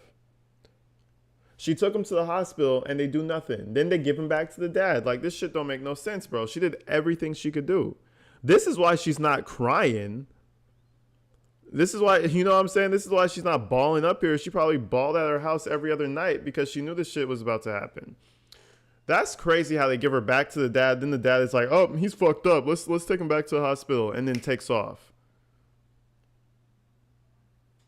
Damn. And she wasn't prepared correctly. What does that mean, though? he was throwing up and just didn't feel good. And then he told me to send Corey's insurance card to him. And did you send the defendant Corey's insurance card? Somebody needs to get fired, bro. Somebody needs to get fired. Somebody at the hospital, somebody at child services, bro, because that shit don't make no sense. You take this kid. But I guess if you just don't see no signs and everything seems fine, you just send the kid home, I guess. I don't know.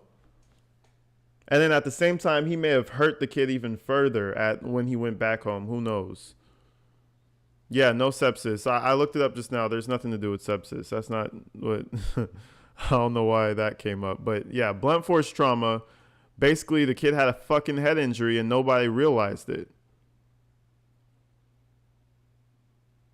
AG, no, she kept slipping up. Okay, whatever. She enjoys some drugs. I would still prefer the kid with a drugged out mom than an abusive father. That's all I'm saying. Sepsis is the defense's argument. Y'all over here again.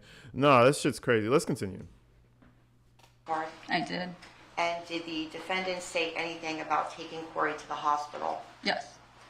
And did the defendant tell you what hospital he was taking Corey to? No.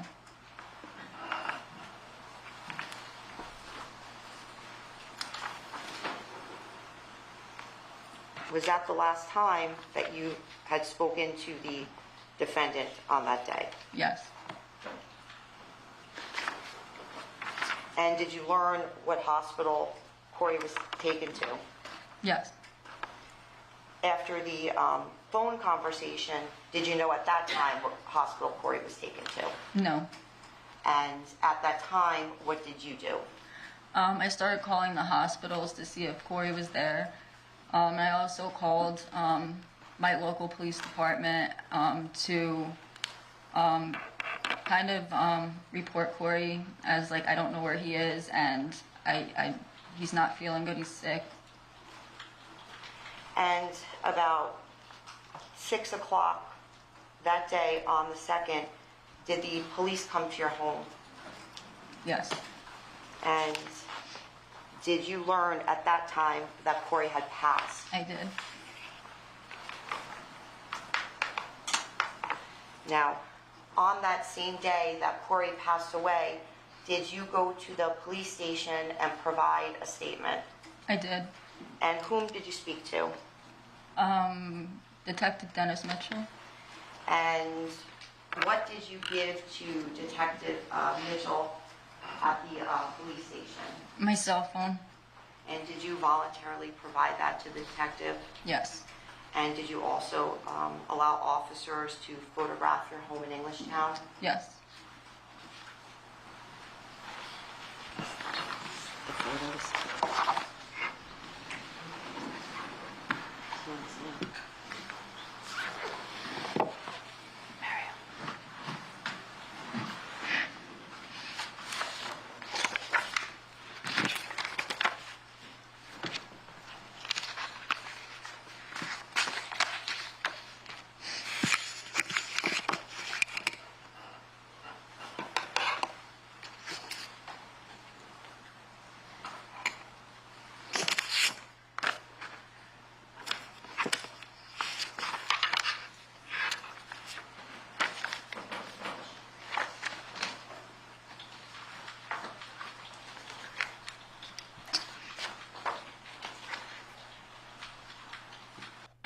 Our permission to Please. approach what's been marked ST.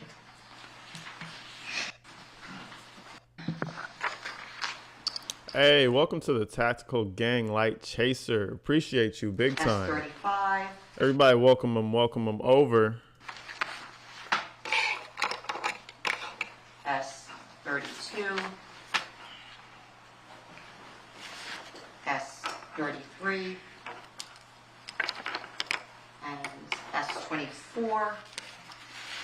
I'm a she. Okay, thank you, Light Chaser. My bad. It's a she, guys. Everybody, it's a she. I appreciate you. And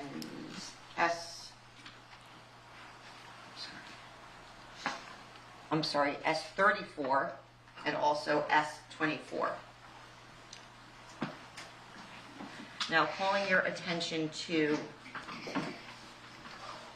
S22, are you familiar with the area Yes. depicted there? And can you tell the jurors what that is? It's a TV stand in my bedroom. Okay, and in your hand you're holding a what?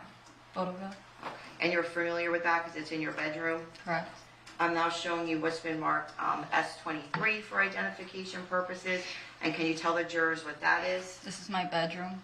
Okay, and what you're holding is what, a photograph? Yes. And you're familiar with the area depicted in that photograph? Yes. Okay, I'm now showing you what's been marked S20. Is this another photograph? Yes. Okay, and are you familiar with the area depicted in that photograph? Yes. And what is that? It's the entrance to my house. Okay, I'm now showing you what's been marked S21. Are you familiar with that photograph? Yes. And what is that a picture of? It's a hallway to my bedroom. Okay, so you're familiar what's depicted in that photograph. I'm now going to show you what has been marked S19. Are you familiar with the area depicted in that photograph? Yes. And can you tell the jurors what that is a photograph of? It's a photo of the defendant's home. And you've been to that location before. Yes. I'm now showing you what has been marked S24. And are you familiar as to what's depicted in that photograph? Yes. And what's depicted in that photograph? It's the paper I gave Corey to go inside with. Okay, so you're familiar with that paper because it was under your control and then you gave it to Corey. Yes. I'm now showing you what's been marked S34 for identification purposes. And do you recognize that? Yes. And what is that a photograph of? Corey's underwear. And is that the underwear that you put on Corey when you drove him to the defendant's house on April 2nd of 2021? Yes. He literally left when he heard Corey had died and fled to Tennessee with his phone on airplane mode as his family was called by police trying to find him. Dumbass. He put his shit on airplane mode and took off. What a fucking idiot. And in regard to that photograph, is what's depicted in that photo the condition One of thing the I will say, underwear? he always looks swollen, like he actually has been crying, but you never catch him crying. His face is always swole up, like he's been crying his ass off, but where are the tears at? Like, I wonder if he's just like squeezing his face really hard and making himself look all sad, because this shit is, it's so fake. And when you hear the when you hear the timeline of events and you see the video, it's kind of like, bro, you're just terrible. You know what I'm saying? Like, he drops the kid off like, oh yeah, he was sleeping all day, I don't know, and then just runs away. You know you were beating the shit out of him, because for example, if you know you did something with your kid and it was like an accident, maybe it's like, oh, we were playing catch the other day and the ball cracked him in his head and I thought everything was fine, but now he was acting weird the next day and I took him to the hospital. That would make sense. But he just goes to the hospital, no explanation. He's just like, oh yeah, he's just been sleeping all day, acting real weird. I took him to the hospital. And then he runs away? Come on. Like... That you sent Corey with that day in going to the home? No. And I'm now showing you what's been marked S33, and are you familiar with that? Yes. And what is that a photograph of? Corey's underwear. And again, is the underwear in the same condition as to when you sent Corey in that underwear to the defendant's home? No. I'm now showing you what's been marked S32 for identification purposes. And again, is that the underwear that you sent Corey in, a photo of that on April 2nd of 2021? No. That's not the underwear? Oh, yes, I'm sorry. Okay. And is the condition the same? No. Okay. And I'm now showing you what's marked S35 for identification purposes. And can you tell the jurors what that is? It's Corey's underwear. And again, you're familiar with that? And that's the underwear that you sent him in? Yes. And was that the condition it was when you sent him in that No. underwear? Your Honor, the state would ask for permission to publish and move into evidence the photos. Your Honor, can I just see S22 and 23? Sure. What condition was the underwear in? Ms. Lento, I'd like you to put them in order so we can go through them in numerical order. Sure. And we enter into evidence. Maybe you could show 22 and 23 to Mr. Gregor.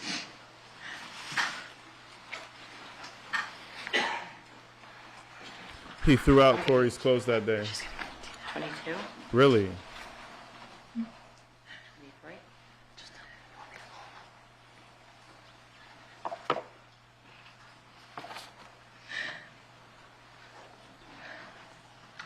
Like, yeah, I mean, I don't know. To me, it's obvious that she's going through pain. Though, even the whole time that she wasn't crying, she was just over it. You know what I mean?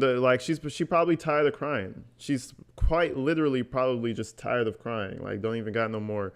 Every once in a while, she'll cry again. You know those moments when you're absolutely fine, or you see people that are absolutely fine and they just start crying. Like, it's that type of vibe. You know, that's like severe trauma. Yeah, I don't have any problem with the mom. Yeah, sure, she was into some drugs or whatever, but she's not the one who fucked this kid up. There's one thing called neglect, and then there's another thing called abuse. You know what I'm saying? He seems like a steroid user. I don't trust her, AG. He or she? I mean, a lot of people use steroids nowadays, but again, her specifically, I don't see nothing wrong with her. She fucked up early in life. That still doesn't mean that it was her fault, you know. There's neglect and then there's abuse. Yes, 22. I'm fine. No objection? Okay. All right, so if I kept those numbers correct, it would be, let me know if I'm right, Ms. Lento, S19 through S24 and S32 through S35, is that right? Yes, Judge. All right, so That is right. S19 through and including S24 in evidence, S32 through and including S35 in evidence. Yes. Thank you. Your Honor, at this point, we would ask for permission to publish the photos to the jury. Grant. Thank you.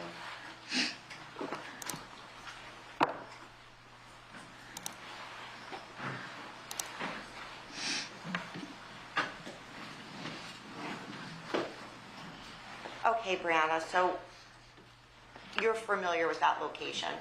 Yes. And can you tell the jurors what that location is? That's the defendant's home. And the day that you dropped Corey off back to his father on April 2nd, can you show the jurors where you parked that day using the photograph of S19, which is now before the jury. Yeah, it was all the way to the right, the second spot to the left. We could go to the next picture. Okay, I'm now showing you S20, which has been published to the jury. And can you tell the jurors what that is a picture of? That's the entrance of my home. So when you came home with Corey around 1 something on April 2nd, is that where you and Corey entered the home? Yes. And what area in your home does that depict? The entrance and the living room's to the left, and my bedroom doors to the right after the hallway. We can move to S21, please.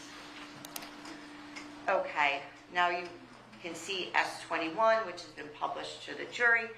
And can you tell the jurors what is depicted in that photograph? That's the stairs and the hallway to my bedroom. S22, please. And can you tell the jurors what that is? That's a TV stand in my bedroom. Okay, and why is that TV stand there in your bedroom? To hold the TV. And is that where you would generally sleep downstairs? Yes. Okay. If we could then go to S23. And can you tell the jurors what that is a picture of? My bedroom. Okay. Now So she's in the basement at her mom's, man. I would give the recovering drug addict who lives in the basement at her mom a bigger chance than the asshole gym rat father who ragdolls his kid, who has 100+ like reports made about him. I'm sorry. I would roll those dice. You know what I'm saying? I would run those odds.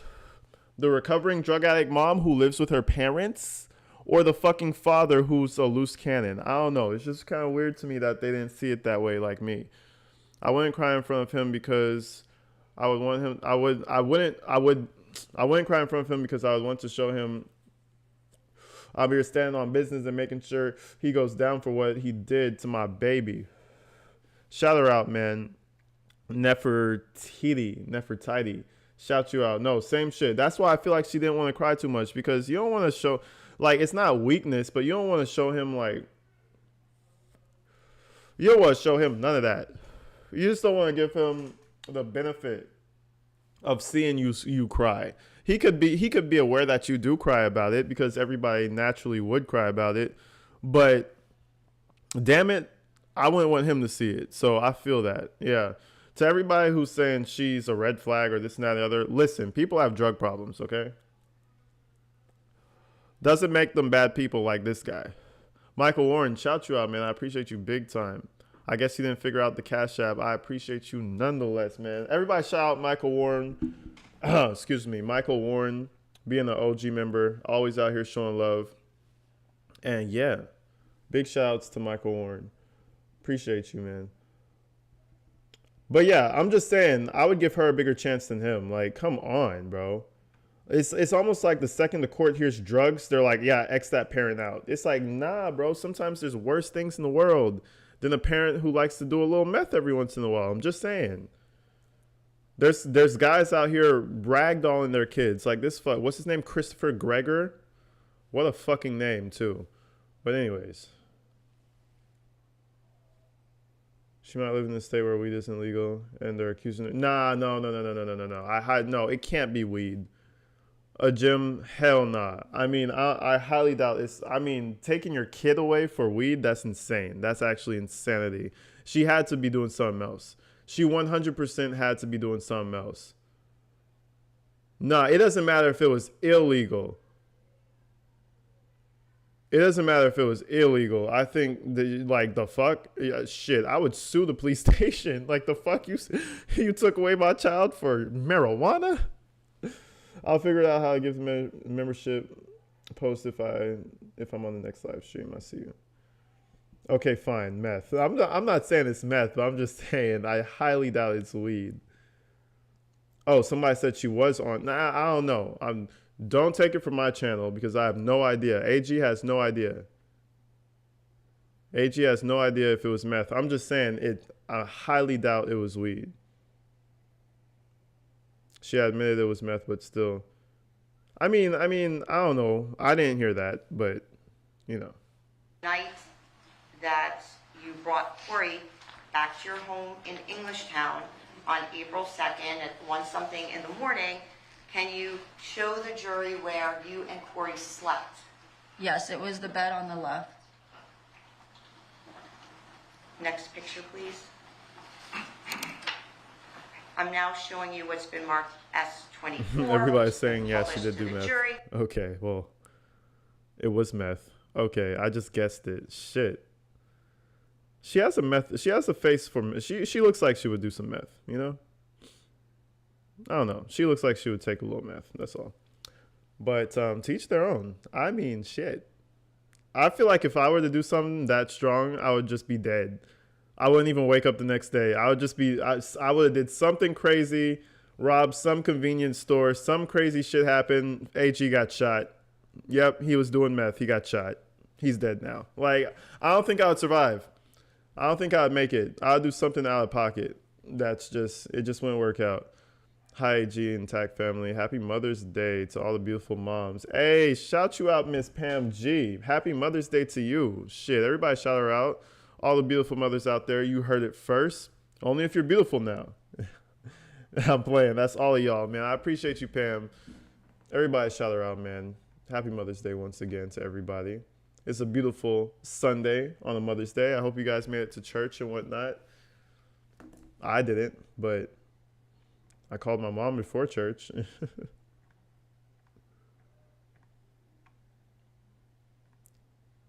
She does look like she hasn't done drugs in a while. Yeah, I mean, you know, people could hide shit like that quite easily, but I'm not judging her either way. Like, like shit. It's much better to have a methed out mom than a abusive father. My opinion. My opinion. And you got your grandma over there too. Like, fuck. Nah, shout out Pam for real. She the OG out here. She's been out here just showing love for the longest. Love you, Pam. All right, let's continue.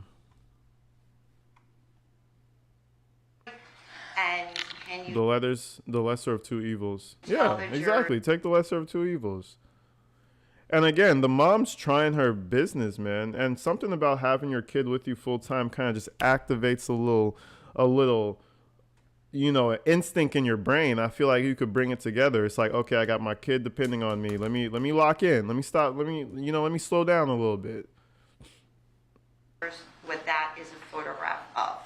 That's the paper the hospital gave me that I gave Corey to give to the defendant. And I'm now showing you, if we could move to the next photo, S32. And can you tell the jurors what S32, the photograph, shows? They're Corey's underwear. Now, is that the underwear that you sent Corey in to his defendant's home on April 2nd of 2021? Yes.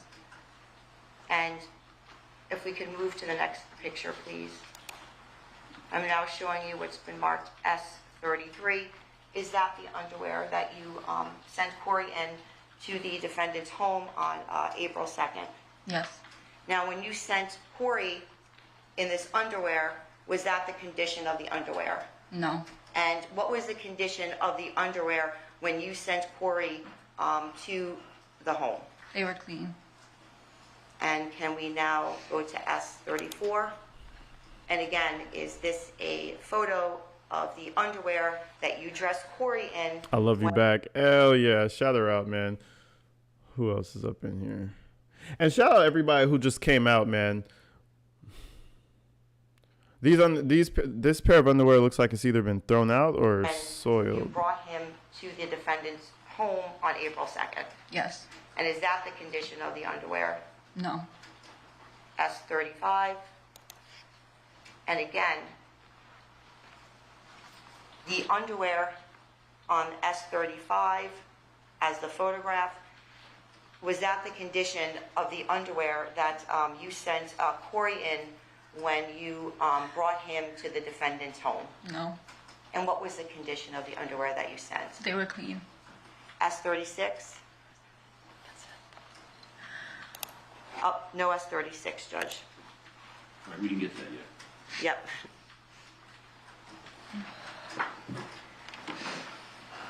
You want to turn the flash? This one is recording. This one is the gym. Okay. The voice recording. I'm now going to show you what's been marked S15A for identification purposes. And do you recognize that? Yes. And what is that? It's a flash drive. And are you familiar as to what's contained on that flash drive? Yes. And have you previously viewed what has been contained upon that flash drive? Yes. Okay. And can you tell the jurors what is contained in S15A? It's a conversation between me and my son. And when did this conversation occur? On April 2nd. And are you speaking to Corey in this conversation? Yes. Your Honor, at this time, the state would ask to move S15A into evidence and publish to the jury. S15A in evidence. Oh, and also, too, the transcript. Yeah. Look at him. Look at him. Look at him. He's so evil, bro. Look at them eyes, bro. Just dark. Dark, bro. I'm not going to lie. This is one of the faces, like, it's so weird. It's like he's trying to be sad, but all you see is the anger below it. Like, you see the little sad pout face, and then look at his eyes, though. Look at his eyes. I'll tell you something. He views her as a piece of fucking shit who shouldn't have anything to say. That's how he sees her. A little methed out piece of shit who shouldn't have anything to say. But the problem is he doesn't even realize that he's the most abusive thing out there. Low-key, I feel like he feels like this was more of an accident than a murder. That's why I feel like his heart of heart is telling him, like, oh, this was more of an accident. I was just being tough on him, and he couldn't handle it. Like, shit, be tough. Be tough with somebody that's 20, bro. Like, if your son is acting crazy when he's 20, then you could be rough with his ass. Like, the child is 6, bro. Fuck. If I may approach the transcript. He needs to see it because you went to the doctor and I just want to make sure he sees that, okay? I'm not sure where he is.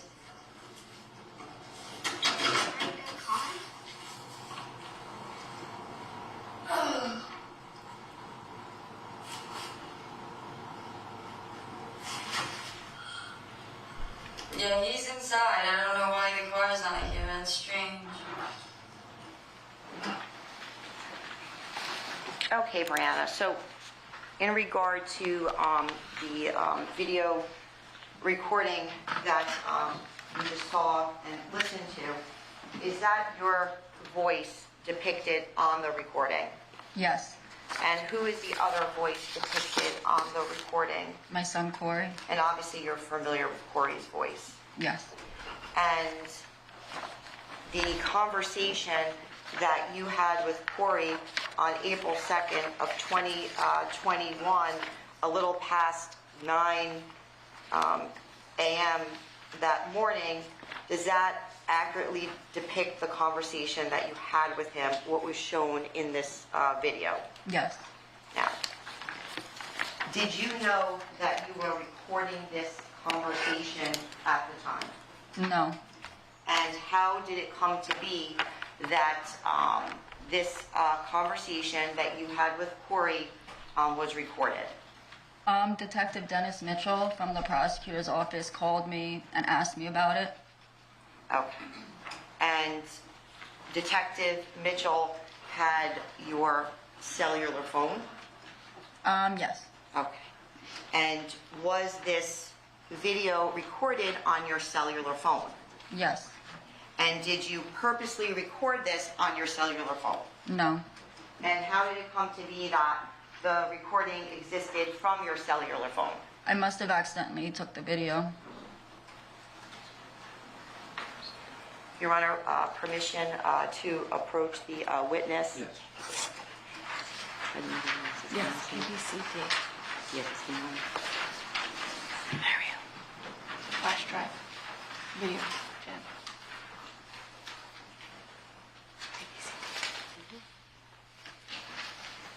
Okay, I'm now showing you what has been marked S18 for identification purposes. And can you tell the jurors what S18 is? It's a flash drive.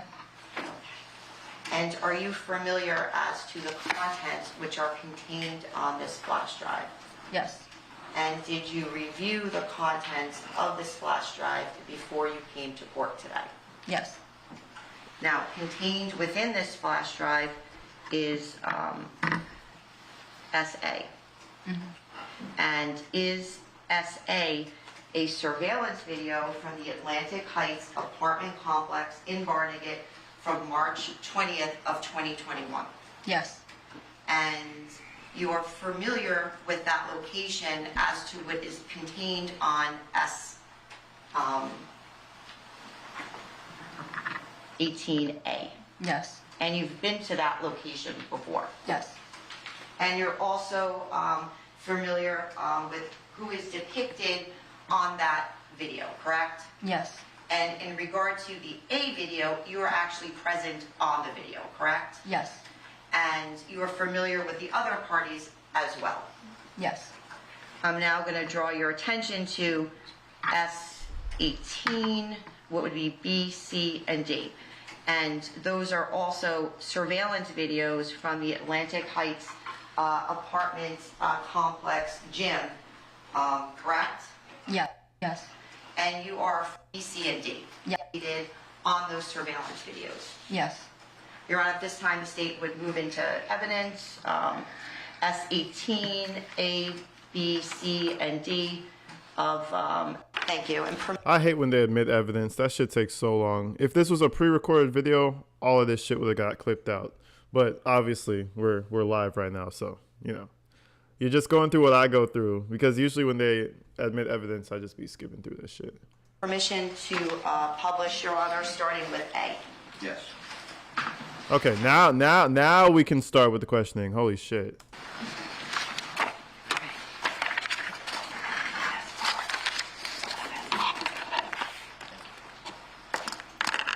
But I think they're talking about a whole bunch of surveillance cameras, so I believe they're going to show probably the treadmill stuff. Some of you guys have seen this before, so you know it's coming, but that's what I'm assuming. Let me skip ahead a little bit. Okay, Brianna. In regard to that surveillance video, Yes. and whose car was that? That's my car. And there was also an adult male located on the surveillance video. And can you tell the jury who that was? The defendant. And there was also a child located on the surveillance video. Can you tell the jury who that is? My son Corey. Look at how he looks at her. Ooh, the look of death. Does that video accurately depict when you dropped Corey off to his father's apartment complex gym on March 20th, 2021 at approximately 4:15 p.m.? Yes. Now, there was a timestamp located on the video, correct? Correct. And is that accurate within an approximate reasonable time? Yes. Permission to publish videos B, C, and D, Your Honor. Thank you. About to publish that shit. Thank you, AG. Great lives. You're an awesome host. And great chat too. Everyone is so sweet. Happy Mother's Day to all moms. Hey, thank you, Abellis. I appreciate you coming out here from Canada. Shout her out big time. Shout her out, shout her out. Thank you, man. I appreciate it. And hey, you guys keep me going, man. You guys keep me going. It's the chat. The chat is fun as hell. It's like, you have no idea. It's so cool. Like, I know it's dope for you guys, but it's dope for me too. Like, you know, you get your shit ready. You go live and you could actually talk to people all over the world. This shit's crazy. Actually crazy right now. And you guys just be coming through, showing love. So yeah, shout you out. Shout her out, shout her out.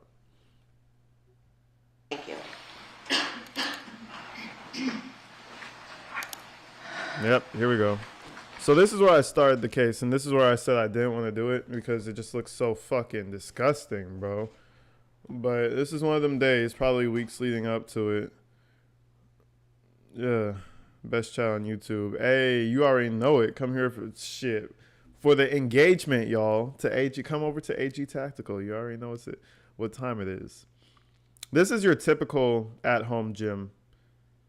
Man, I swear, if I had a gym like this downstairs, I probably still wouldn't go work out, bro. I'm so lazy. I need a workout. This week, though, I've been waking up. I've been doing push-ups. I eat breakfast, take a shower, do my push-ups, go outside, do my little walk-in, get whatever errands done, and then I'll start recording. Because when I first started with the live stuff, like a few weeks ago, man, listen, I was just go to sleep, wake up and edit, wake up and go live, wake up and edit. But I'm trying to create some balance over here. You know what I'm saying? We catch more when we watch together. No, that's a fact. All right, but let's go ahead and check this out. So this is his little dipshit ass right over here in the background, and Sorry, let's start at the beginning. his kid goes right to the treadmill like he knows that this is what he has to do. He's already been told. He's like, no, use the other one. Okay, right now, he looks normal. He doesn't look like he's limping, like he's slow, nothing. And is that... Sorry, He doesn't look like he's limping. It doesn't look like he's tired. let's start at the beginning.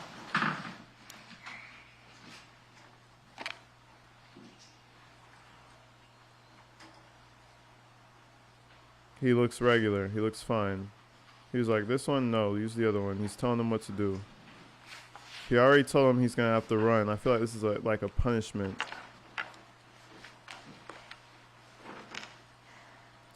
And, you know, I support this. Like, take your kid to the gym really young. Get him on the cardio, even if he doesn't need it.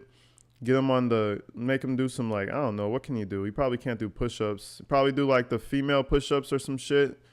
Let him do some, like, 2-pound weights or whatever. I don't know. I would have to look up and see what a 6-year-old is actually capable of doing without overdoing it. But it almost seems like this would be something wholesome until he becomes a fucking monster. Oh, you haven't seen this, Carol? Shit, this is what's circulating all over YouTube right now.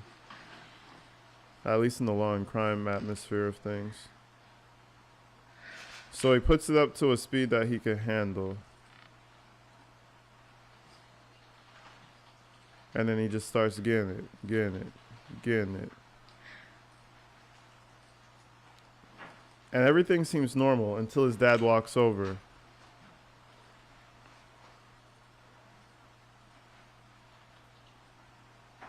He runs for 12 minutes. That's a long fucking time. He's like 6. How long? Like 12 minutes at that speed? How long did he run? Like a mile? He ran like a mile or something? What is it, like a professional runs like a 4-minute mile? So say he's not running that fast. Say he ran like 2 miles maybe.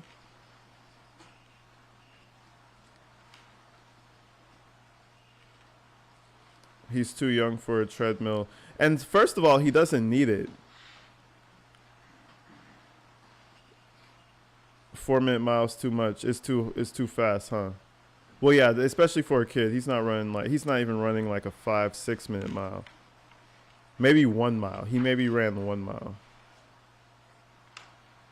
Even 8 minutes. No, I remember in high school maybe I was just fast. I ran a mile in like 6 minutes. But I'm kind of lanky though. I'm kind of tall. And I used to have good cardio.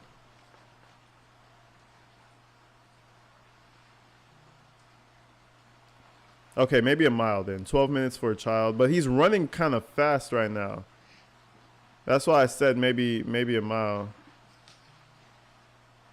12 minutes for me. That's still not bad. A 12-minute mile for somebody who doesn't really work out, that's not bad. I'm slow as fuck, and 9 minutes was my record. 9 minutes isn't bad. 9 minutes is pretty good, actually. Okay, so a kid at 6 shouldn't be on a treadmill?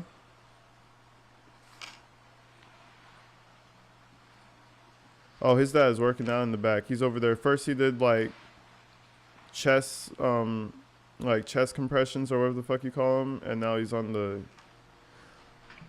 Okay, so he is like a fucking gym bro. I wouldn't say I wouldn't go as far. Mary said hell no. Okay. Okay, too serious. Like, what can a kid do? I guess just run around and have fun and go play. That's pretty much the workout right there. The workout is just go play. Go play with your friends. That's pretty much it. Go play on the jungle gym. Yeah. Yeah. Go play tag. Okay. And he is running pretty fucking fast, I will say.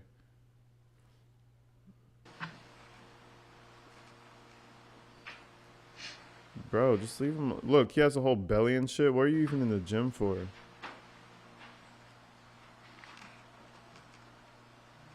He can walk on it, don't run. Children shouldn't be on a treadmill without supervision. Could be very dangerous.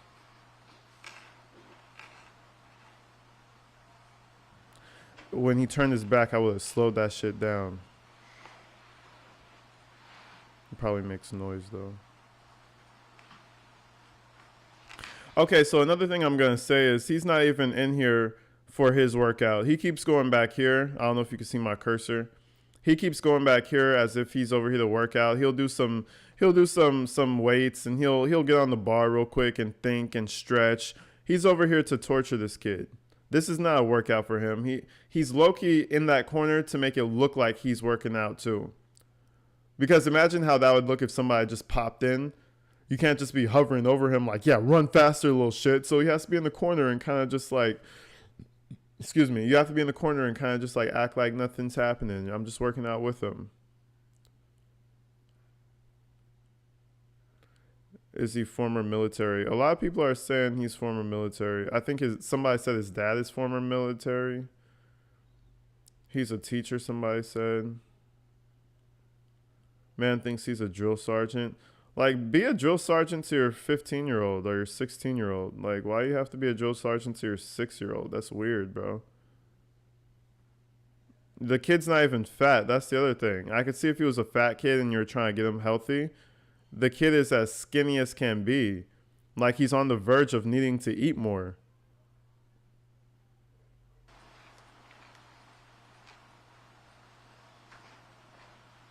Wait, whoa. Oh, I thought I fucked up just now. I was like, whoa, what happened to the stream?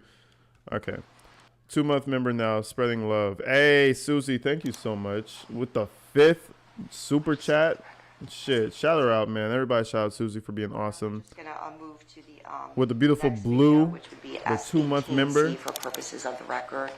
Very good.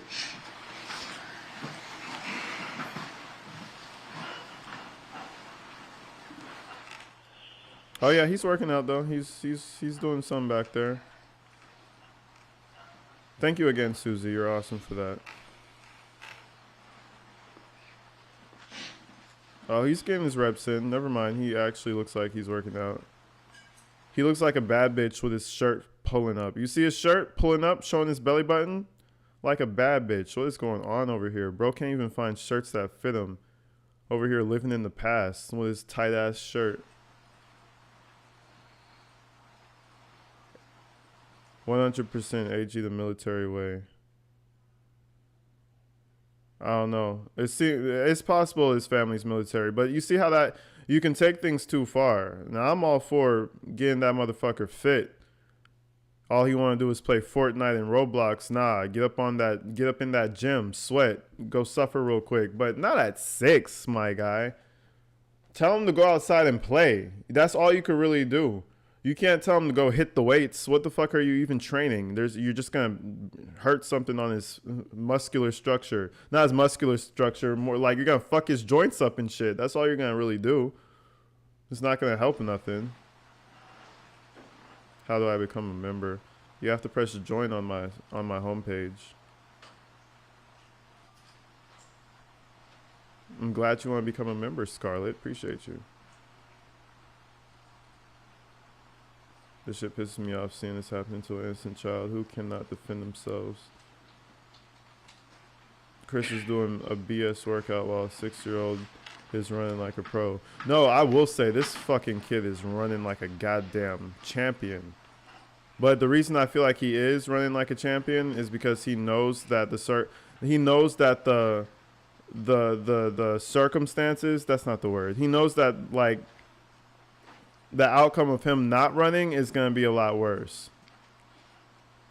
That's why he's running like that. And look at his body right now. He's kind of tensing up. He's tired. He's tired. Here he comes with his bad bitch t-shirt. Look at him. Belly all poking out. Bro really feels like he's all that shit. He really feels like he's all that.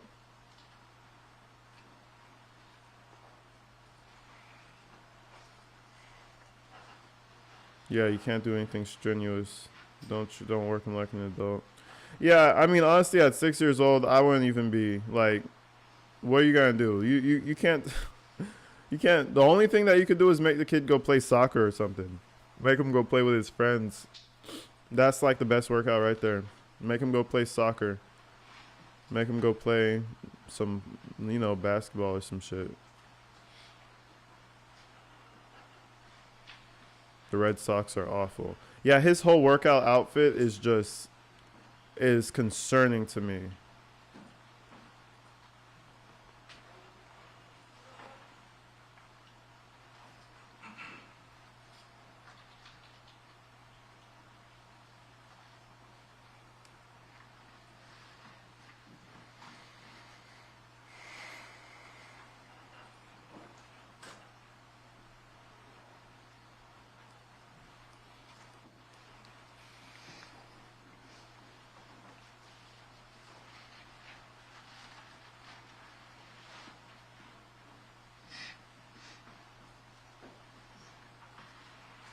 It was meth. Who's answering it was meth 15 minutes after saying that? That's hilarious. Tracy, you're funny. We know it was meth, Tracy. Thank you. The mom was on meth. Yes, we're aware. Thank you. Thank you for the update.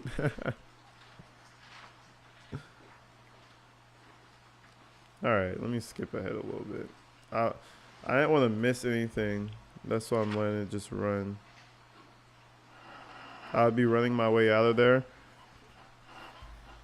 Yeah, you're not going to outrun him, so it's not worth it. You're not going to outrun this big motherfucker. He's just going to hunt. He's just going to chase him down the hallway and catch him. Little man knows that's not going to work. That's why he kind of just stays there.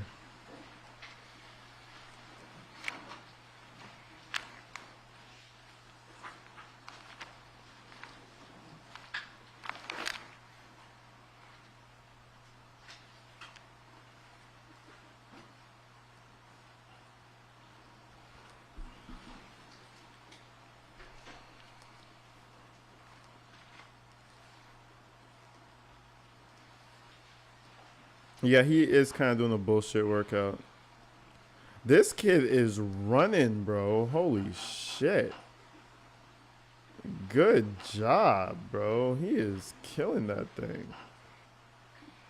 Damn.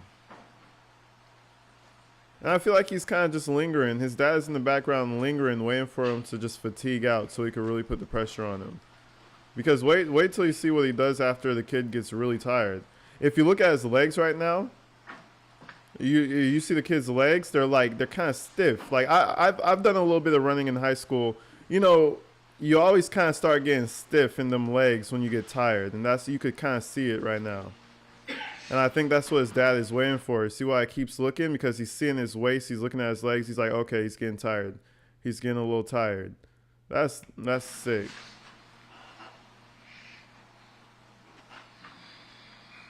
Like, he's still keeping that form, but you could tell, oh boy, is tired. Now he's just talking shit to him. Up, up, up, up, up, up, up, up, up. Fuck, how many times? He's just holding it up. So that's up like 20 speeds.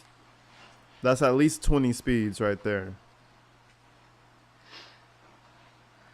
And now he's talking more shit. You could tell he's talking shit to him. He literally put this thing up like 20 speeds just now.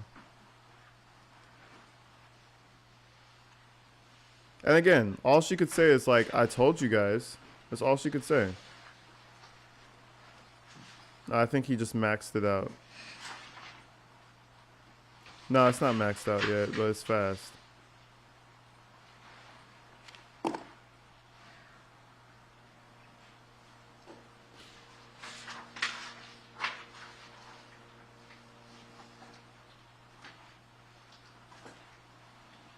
Now he damn near just wants to trip him. Did you see how he looked at him? He looked down at his feet. He's like, what if I just tripped him over? Look at how he looks at him. And he's like, nah, I'm gonna let it tire him out a little bit. This is ridiculous.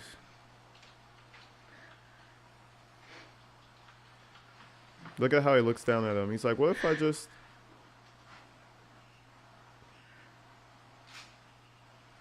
What are you doing, bro? Oh, he bit him, bro. What the fuck?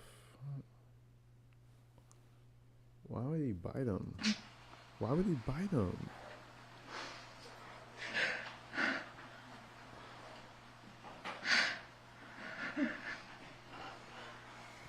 Why would he... What type of shit is that, bro?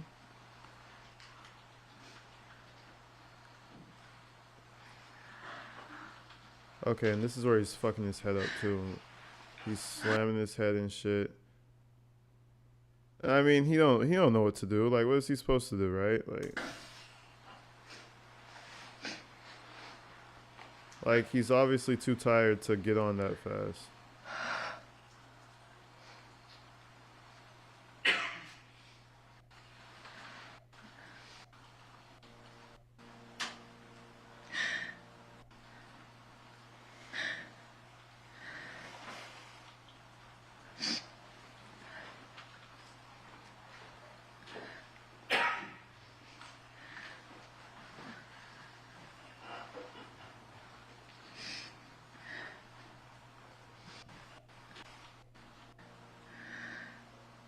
And then he stops it. Okay, so he stopped it. So that was supposed to be his punishment for the day.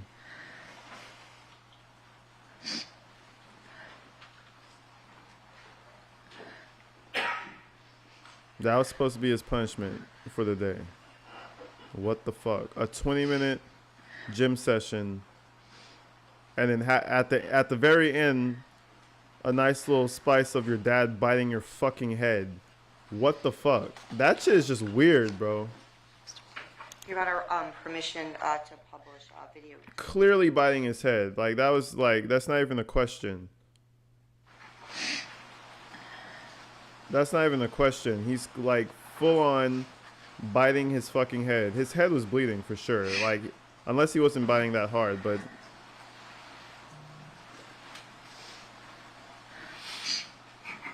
Anyways. Then he walks out with him. The child Corey in that video, He was 6. and who was the adult male located in that video? The defendant. And again, Yeah, I mean, what do you say after that?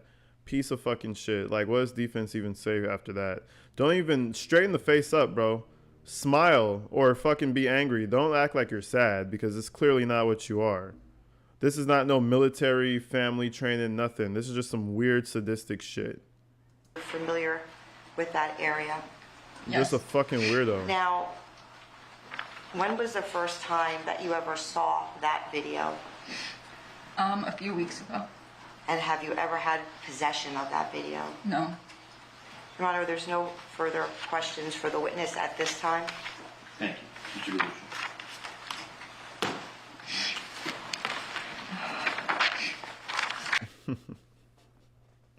And then we have the bitch ass defense. I mean, shout out the defense. I guess somebody has to represent them, but we got the bitch ass defense next, you know, with nonetheless, I should say. But anyways, folks, that was pretty much it. I wanted to get prosecution asking her the questions and shit. I'm gonna play a little bit of the defense and see what they're saying, but I'm not gonna play the entire defense because I mean, what are they gonna say? Were you on drugs, ma'am? How much drugs did you consume? Uh-huh. And that caused you to be a shitty person, didn't it? Watch it. I bet you. He looks like a teenage Chad Daybell. He really does. He really do. They're just gonna lean on her being a bad mother. I'm okay. Are you sure? Okay, how are you? How are you, Miss Petrola? I'm okay, how are you? You need a second? I'm okay. Are you sure? Yeah. Already coming off like a jackass. You sure you don't need more of a second? Are you sure? What is he, from New York or some shit? So, when was Corey born? May 1st, 2014. And where did he live when he was born? With me, Monroe Township.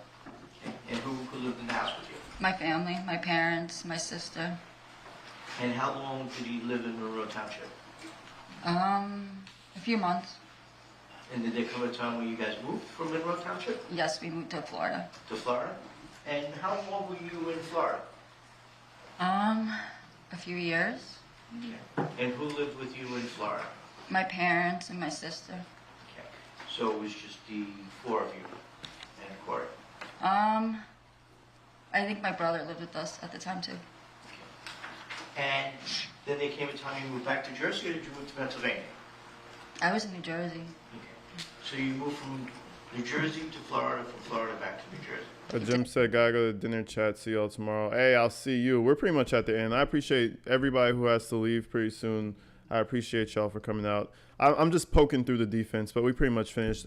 I will be posting a few snippets of these. I'm trying to stay on my game. So I'm going to post some snippets of these up on the main channel for everybody else to see. And we're also going to drop another Montgomery case tomorrow. I'm going to drop it right as we go live. Or after I go live. I'm not sure. I'm probably going to drop it right before I go live. But we'll see. Sometime tomorrow. Did. And when did you move back to New Jersey? Maybe 2017. And how old was Corey in 2017? 3 years old? Then it comes a time when I believe it was either you or your mother make an application for child support from Christopher, am I right? Around there. Around the time you moved back from Florida to New Jersey? Yes. And was it you or your mother that made that application? It was my mother. And prior to that, how were you supporting Corey? Through my parents. And there came a time where they didn't want to support him anymore? Objection. It's hearsay. Oh, Just yeah. now. Thank you. So there came a time where your mother decided that she wanted to seek paternity of who this child is to get child support. No. So how did it come about? I applied to get food stamps and health insurance and, assistance from the government, and they made us name the defendant as the father, and they ordered him to get a DNA test. And then you got a DNA test, right? Correct. And then you moved at some point back to New Jersey. I guess so. So, did he come to Jersey? He did. Okay, so it's not a guess, right? Yeah. Okay. Right. So he moved to New Jersey. He did. But when he moved to New Jersey, he not only paid child support, but he had custody along with you and your mother, am I right? He had visitation in the beginning, yeah. Okay. And the visitation would be at your house and at his parents' house, I guess, in Monroe? Yeah. Yeah, Corey would go to his parents after school. And things were fine, right? I wouldn't say fine. Okay. No. Tell me why. I think it was maybe the first or second visit, Corey came home with a busted lip. Okay. Wow. Yes. And you made a complaint about that, I didn't you? did. Okay. And it was investigated, am I It right? was. Yep. Okay. And when it was investigated, it was found out that Mr. Gregor, Objection, Judge. It's hearsay. was it investigated? It was. Okay. It found it? No. Objection, Judge. Right, can I see Council Circle? I mean, bro, Was it investigated? Was it not investigated? Did he get more? Did he get less? The kid is dead, and we have a fucking treadmill video. I think there's pretty much all we need right there. We have a fucking treadmill video. Yeah. The idiot did it in his home gym in front of the fucking cameras. Not the brightest guy in the world. Like, what the fuck are we even talking about? I love when defense attorneys that go all over the world, up and down, around the windmill, down the valley, through the, like, bro, we have a treadmill video and the kid is dead, directly resulting from many injuries from this piece of shit right here. Anyways, folks, I'm gonna call it there, man. You guys are great. I'm gonna come back tomorrow morning as usual, 8 a.m. PST. We're gonna cover some of the Montgomery cases and pretty much any other cases you guys are thinking about. But yeah, I got through what I wanted to get through with the mother. We're going to come back with this case, do some more about it. It's going to be lit, man. This was a nice surprise to catch alive today. AG made my day. Thank you, moderators. Until next time. Hey, Jennifer, thank you for the love. Hell yeah. I want to do some live streams in the evening so everybody can kind of like, you know, everybody can get a little piece of the pie, not only go live in the mornings. So that's why I did that as well. Thank you, AG Mods, Donators, Peace, Chat. Hey, thank you, Carol. Love you, Carol. Appreciate you. Appreciate the love. Thank you, everybody, for coming out, man. From my thanks, personally, thank you to the moderators for being awesome. Mary, Lisa, shit, I forgot her name. Always in the chat. I didn't forget her name. I'm just not coming up with it right now. Now I'm scrolling through names. A Jim is a new moderator. A Jim has been very behind the scenes with me, emailing stories, all types of shit. A Jim definitely got that moderator role off the muscle, man. She just, you know, she just fucks with the community. And hey, Don Ray, thank you, Don. Appreciate you. Shout out Don. I didn't even see you there. Appreciate you, Don. Everybody shout Don out for being awesome. But yeah, a Jim has been over here showing love, giving links out, giving me video leads, all types of shit. So much love to a Jim. I had to make her mod. She was supposed to have been mod, but I been forgetting about it. So congratulations on the channel, bro. Awesome stuff. Don, hey, shout you out again. Thank you again for the love. Shout you out big time. Hell yeah. Out here just working on it and growing on it, man. Working and growing, working and growing. And right now, like, I'm harnessing all my powers. I just really need to lock in. I've been kind of chilling out. It's been nice to just have some extra time to, like, just research things and take my time. But now we're about to get shit going. That meaning, like, the Instagram is going to get more filled out. Shout out my Instagram. We're going to keep the Instagram popping. We're going to tidy up the Discord channel. It's a lot of housekeeping things I need to do with the channel. Road to 30K, you already know. Big time. Been here since 2,100 subs. Shout out Don Ray. I didn't even know that. Hey, shout you out. I appreciate the long support, man. Hell yeah. That means you're here for the Alex Murdaugh shenanigans. That was the first trial that really put me on the map, was the Alex Murdaugh case. And I started doing some coverage on that. That was a wild case, man. If I were to rate cases as the craziest cases, like, I would have to say Alex Murdaugh's in the top 5. Daryl Brooks is definitely probably number 1 in the craziest case that I've ever covered. But Murdaugh is definitely up there too. Nah, but shout you guys out for joining up, man. It's been good. I knew Paul personally. I highly doubt that. Who? Paul Ferguson? Email me, man. Email me if you knew Paul personally.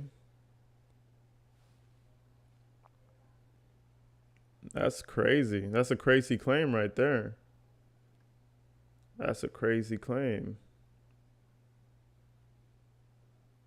Anyways, folks, I'm gonna get up out of here. I gotta start recording for the morning. We're gonna come back with another live stream, 8:30 a.m. PST. Don't miss it. Mark it down in your calendars. I'm gonna see you guys later. And yeah, have a great evening, y'all. Happy Mother's Day.